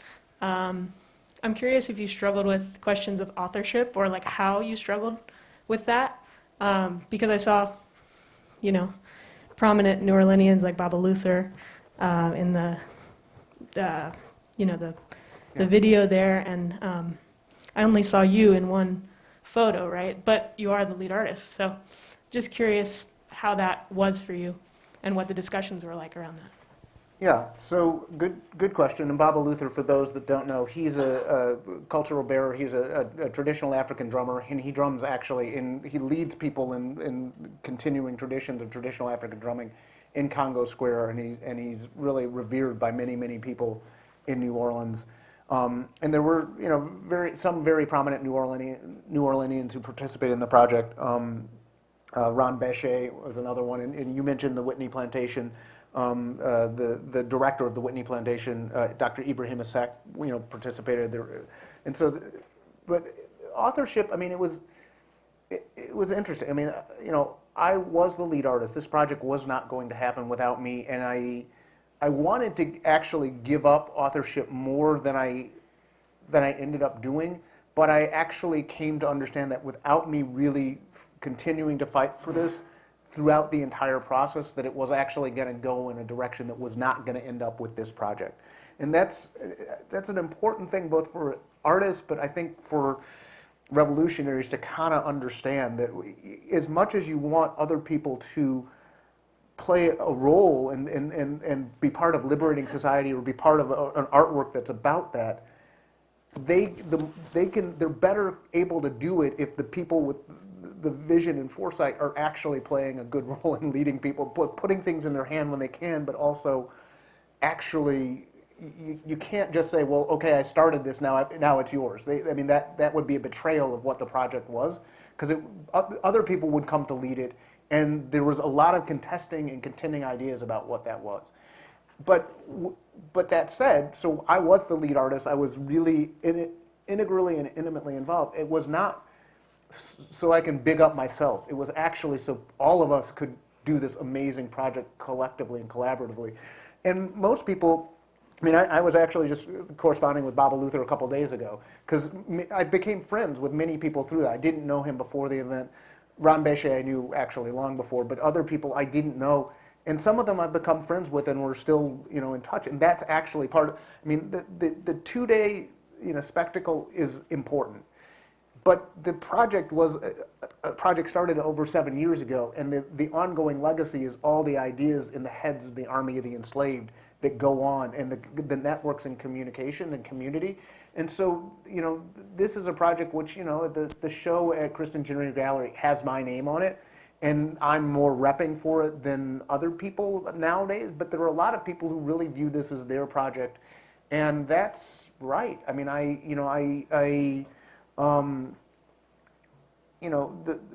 most of the people that participated don't feel that, right, I should say, most of the people, like Baba Luther does not feel that, oh, this was either just a Dred project or that I had too much credit. It was more, this was something we did together. He recognizes that I initiated it and started it. But he was really, I mean, nobody, when people really got what this about, this wasn't about ego and this wasn't about profit. And so then it was actually fairly easy.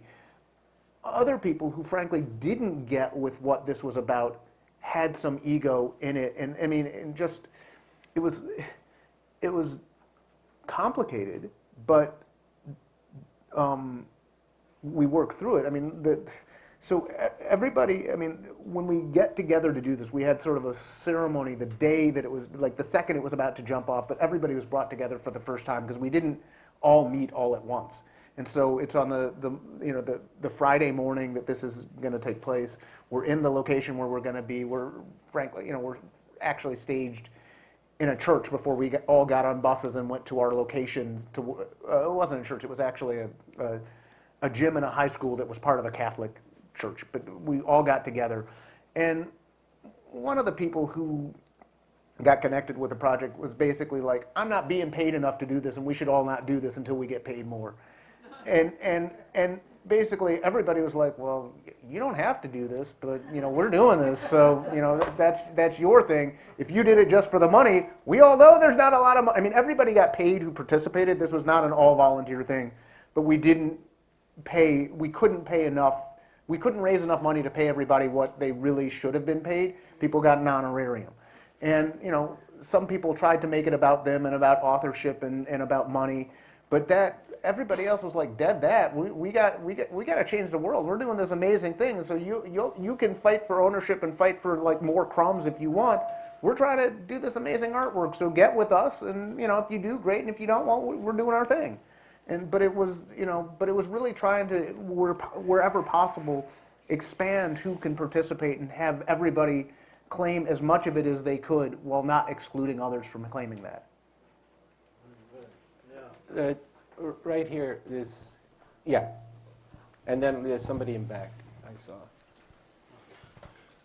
Can you hear me? Of course. I was wondering what really happened in 1811? And how closely did the march mirror that? Yeah. So we know some things and we don't know other things. We know where the rebellion, or I should say, we know where the rebellion is purported to have started, but even that, there's some historic difference, and we tried to honor that by actually starting in 2 different locations, neither of which are the one that most people think of where it started, because some of the historians say, well, it started a little bit further upriver and stuff. And we know where it ended up, and we marched along the modern day area that is as close to that as possible. So we did try and adhere to that. We did interrupt the historic timeline in a couple ways. The battle scene that there was, you saw some of, there was a performance still that had people with these muskets and blunderbusses and fire coming out of them. There was a battle that happened. There was some militiamen that were representing the dragoons, which were kind of precursors to the Marines. They encountered this uprising in 1811, and there was a firefight that happened, and neither side wanted to fully engage. The Marines or dragoons didn't have all their reinforcements up, so they didn't really want to get into a full head-to-head battle at that point. And the Army of the Enslaved, the rebels, they wanted to assess the troop strength, and so they didn't want to get into a battle, and they wanted to try and as much as possible fight in guerrilla warfare tactics. And so they used that to beat a very quick retreat while actually making the fort where they were sort of had camped out in overnight look like they were still there, and then they could have scouts monitor that. And so this firefight happened, but we moved it about 5 miles further upriver from where it was. But other than that, we sort of were, in terms of the timeline, we compressed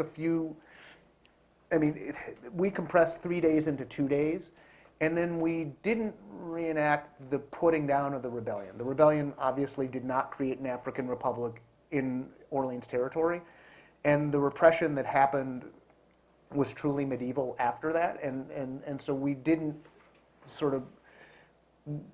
want to portray the violent repression, because if anybody who knows anything about slavery knows that enslavers, and mostly white people, did some pretty foul things during that time. Everybody knows that there was repression. People should think about it more and engage more how brutal it was. But everybody kind of has an inkling, yeah, you guys had the whips and the guns, and those people were whipped and beaten and raped and tortured. What people don't know is that there were rebellions, and that some of them were almost successful. This one, all slave revolts were a long shot. This one was no different. It actually had a chance of success, and there were a lot of things that went into why it wasn't a success. There was a lot of accident that happened. Even if those accidents didn't happen against it, it still would have had difficulty succeeding. But we didn't want to say, okay, now we're going to show just how terrible and brutal the repression was. We wanted people to focus on, this is about freedom and emancipation. This is what you need to actually know about this era. And so we did interrupt that historic timeline. And so, for example, we got to the city of New Orleans where the original rebellion didn't. There was this advanced detachment that was trying to seize Fort St. Charles, but that was discovered early, and that was stopped, and then people didn't get to the city, whereas we did. So they never got to Congo Square. We did. There's a book called On to New Orleans, which I think that the bookstore has, which discusses a little bit more detail. Largely, there's historic document. There is some stuff that's known about this rebellion, but a lot of it, there's more research to do that could discover more. But some of the historic record has actually been destroyed. People who are historians, I'm just an artist, I'm not a historian, but people who are historians have looked in the places and locations where some of the tribunal records of the repression, but also that give insight into how the rebellion happened. There's a location that should have some of those records. They have everything, this much stuff on 1810, this much stuff on 1812, this much stuff on 1811.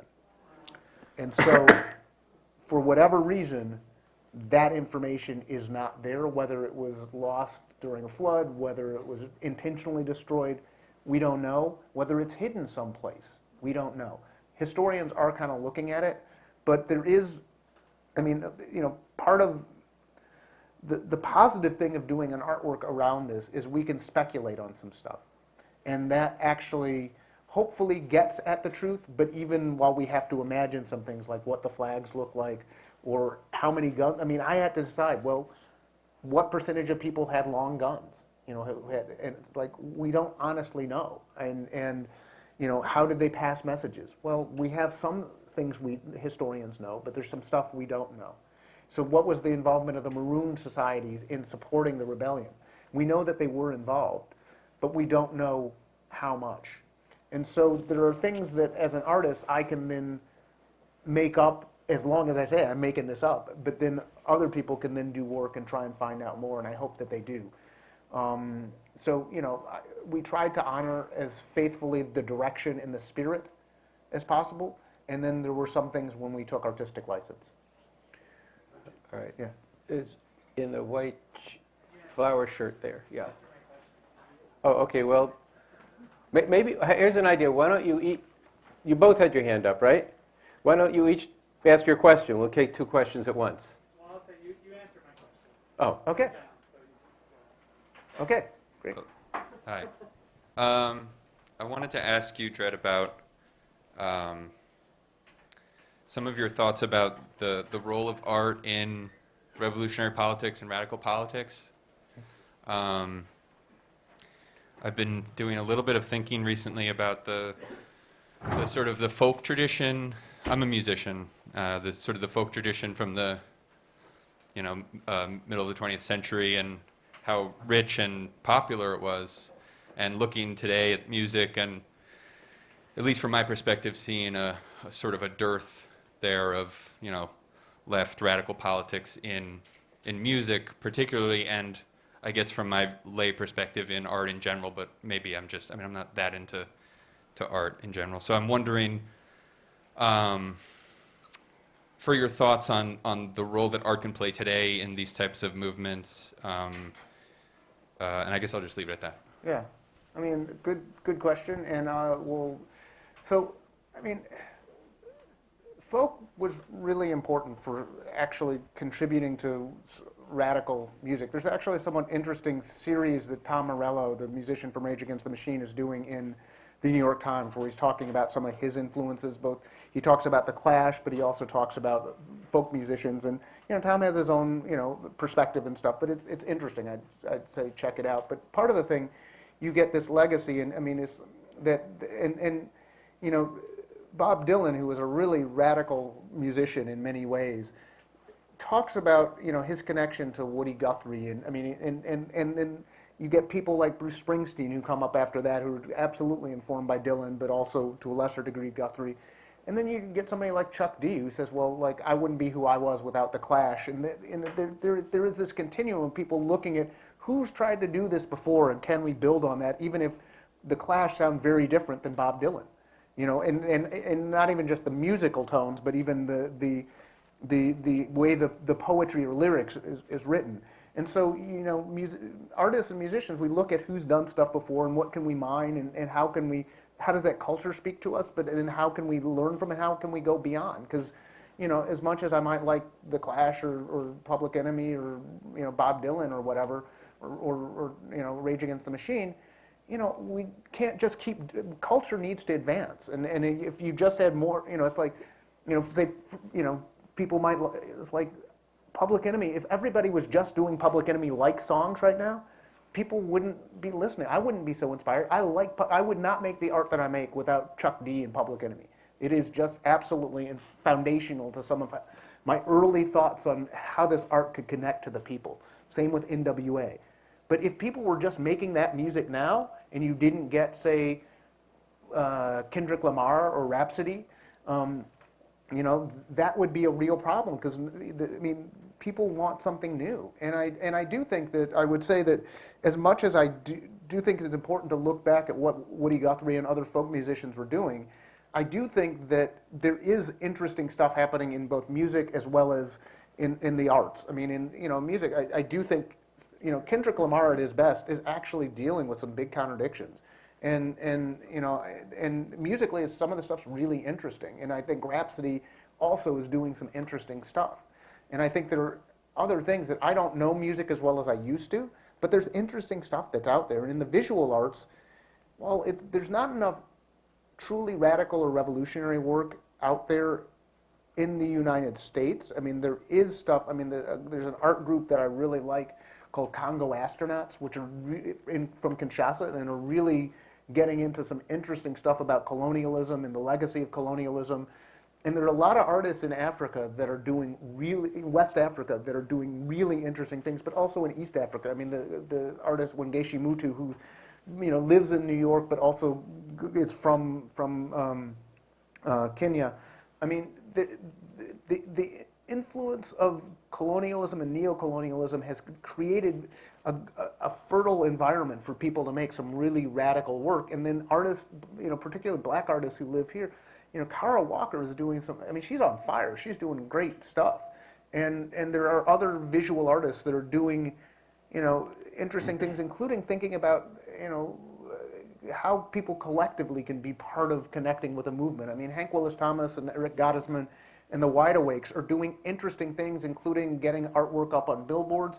It's not that all these works are the work that I would make or think, and certainly not enough of it's actually connecting with sort of revolution, even in a general sense, and certainly not the revolution that Bob Avakian has been writing and forcing, about, and that needs to happen. And people really need more to connect to some of the books and ideas in a store like Revolution Books, and that would be a lot better. There needs to be more revolutionary work. There needs to be more artists that are making work that is really both inspiring but also challenging as hell, and getting in good trouble for doing that. You know, it's and that's needed. And so that yearning that you feel for that, I feel that too. There needs to be more, but I also think we should not step over what people are doing, because there is, I mean, in terms of the visual art, there's actually, I would say, a greater density of people doing stuff that I'm actually inspired by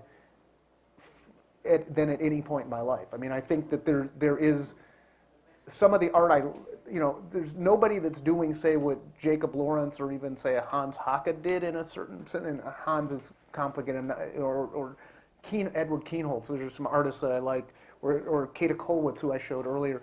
There are not enough artists that are going where those artists went, but there's many more artists that are really looking at a lot of, I mean, particularly the artists that I talk about are Black or Afro-descendant, and are really looking at sort of what it means to be Black in America, but also the legacy and influence and scarring that's been left by the legacy of slavery and colonialism in an international context, and how that has continued to dominate and influence Africa. And so that there's a lot of really good stuff out there, and I would think we should look at it, and then, to the degree we can, make work that inspires and challenges. I mean, Kehinde Wiley is like a really interesting artist, and has been doing some good stuff. And I just today saw that he had made this work that was a painting of another interesting artist, but it had this basically a Black woman with a gun. That it was he uses history painting. Then he takes historic scenes, including in this scene, it's a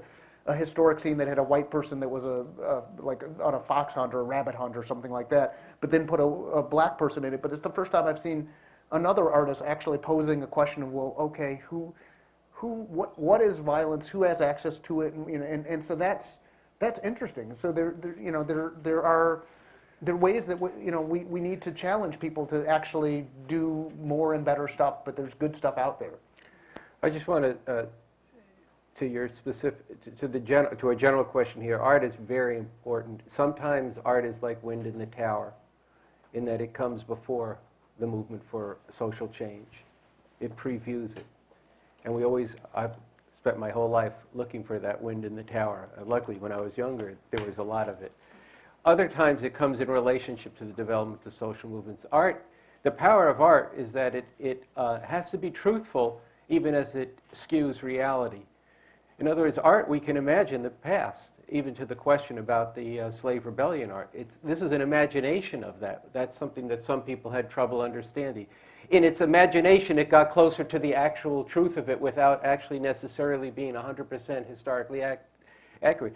Art can imagine the present.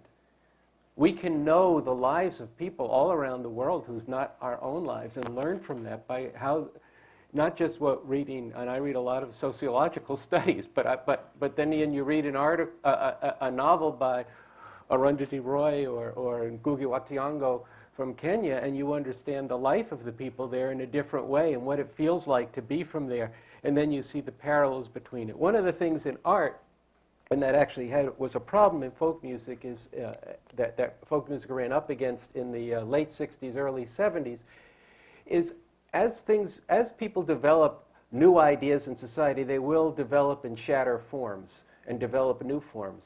But the forms can always be appropriated by the ruling class.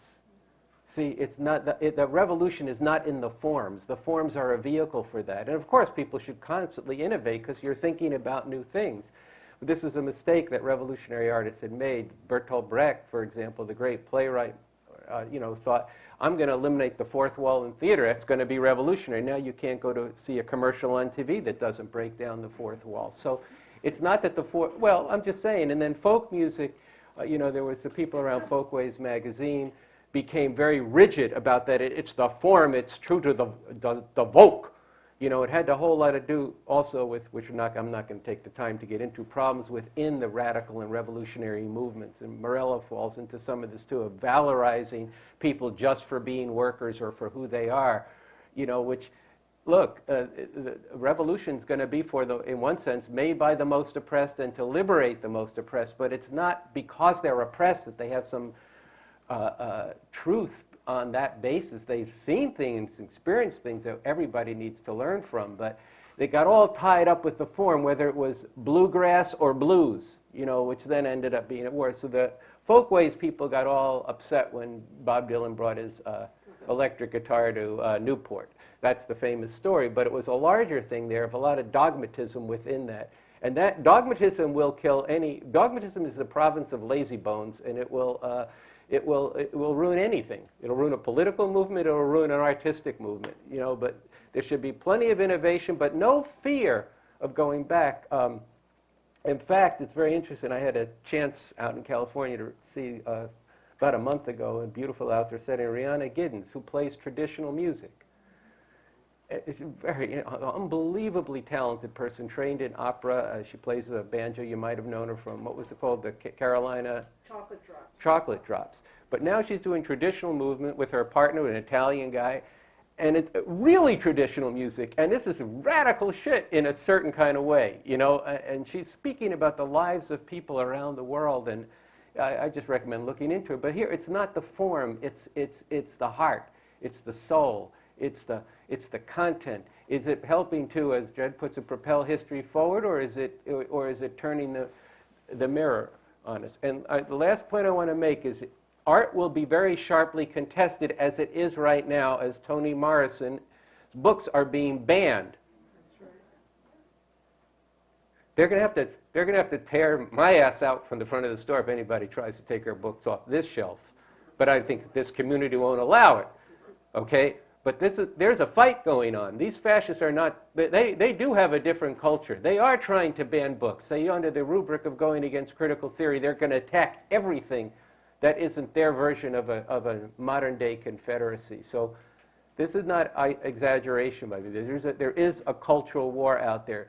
But just as in the political arena, there are people doing a very important new work, and we're searching for it all the time, and we put it on our shelves the second we can find it in the realm of literature.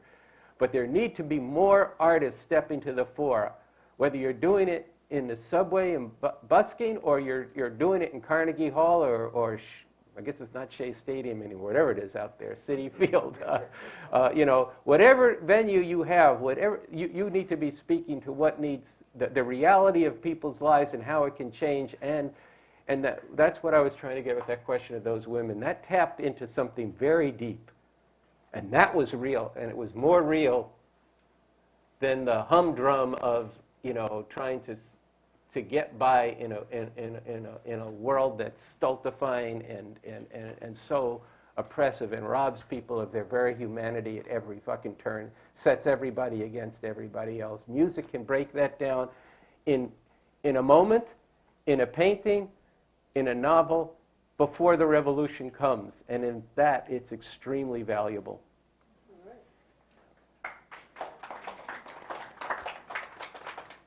So, you know, it's late. We've gone a 20 minutes. Yeah. We should. Y'all okay with that? So here's what we're going to do. This is not a book program. I guess you want a Dred's signature, you can sign autographs. But why don't y'all come, talk to Dred, talk to other people from the store. Let us know what you're thinking. If you want to come to the movement, there's a questionnaire that we've passed out. We really do want to learn from you what you think about this. If you're interested, you know, I would urge you to come to this meeting 3 o'clock on Sunday of the Revolution Club.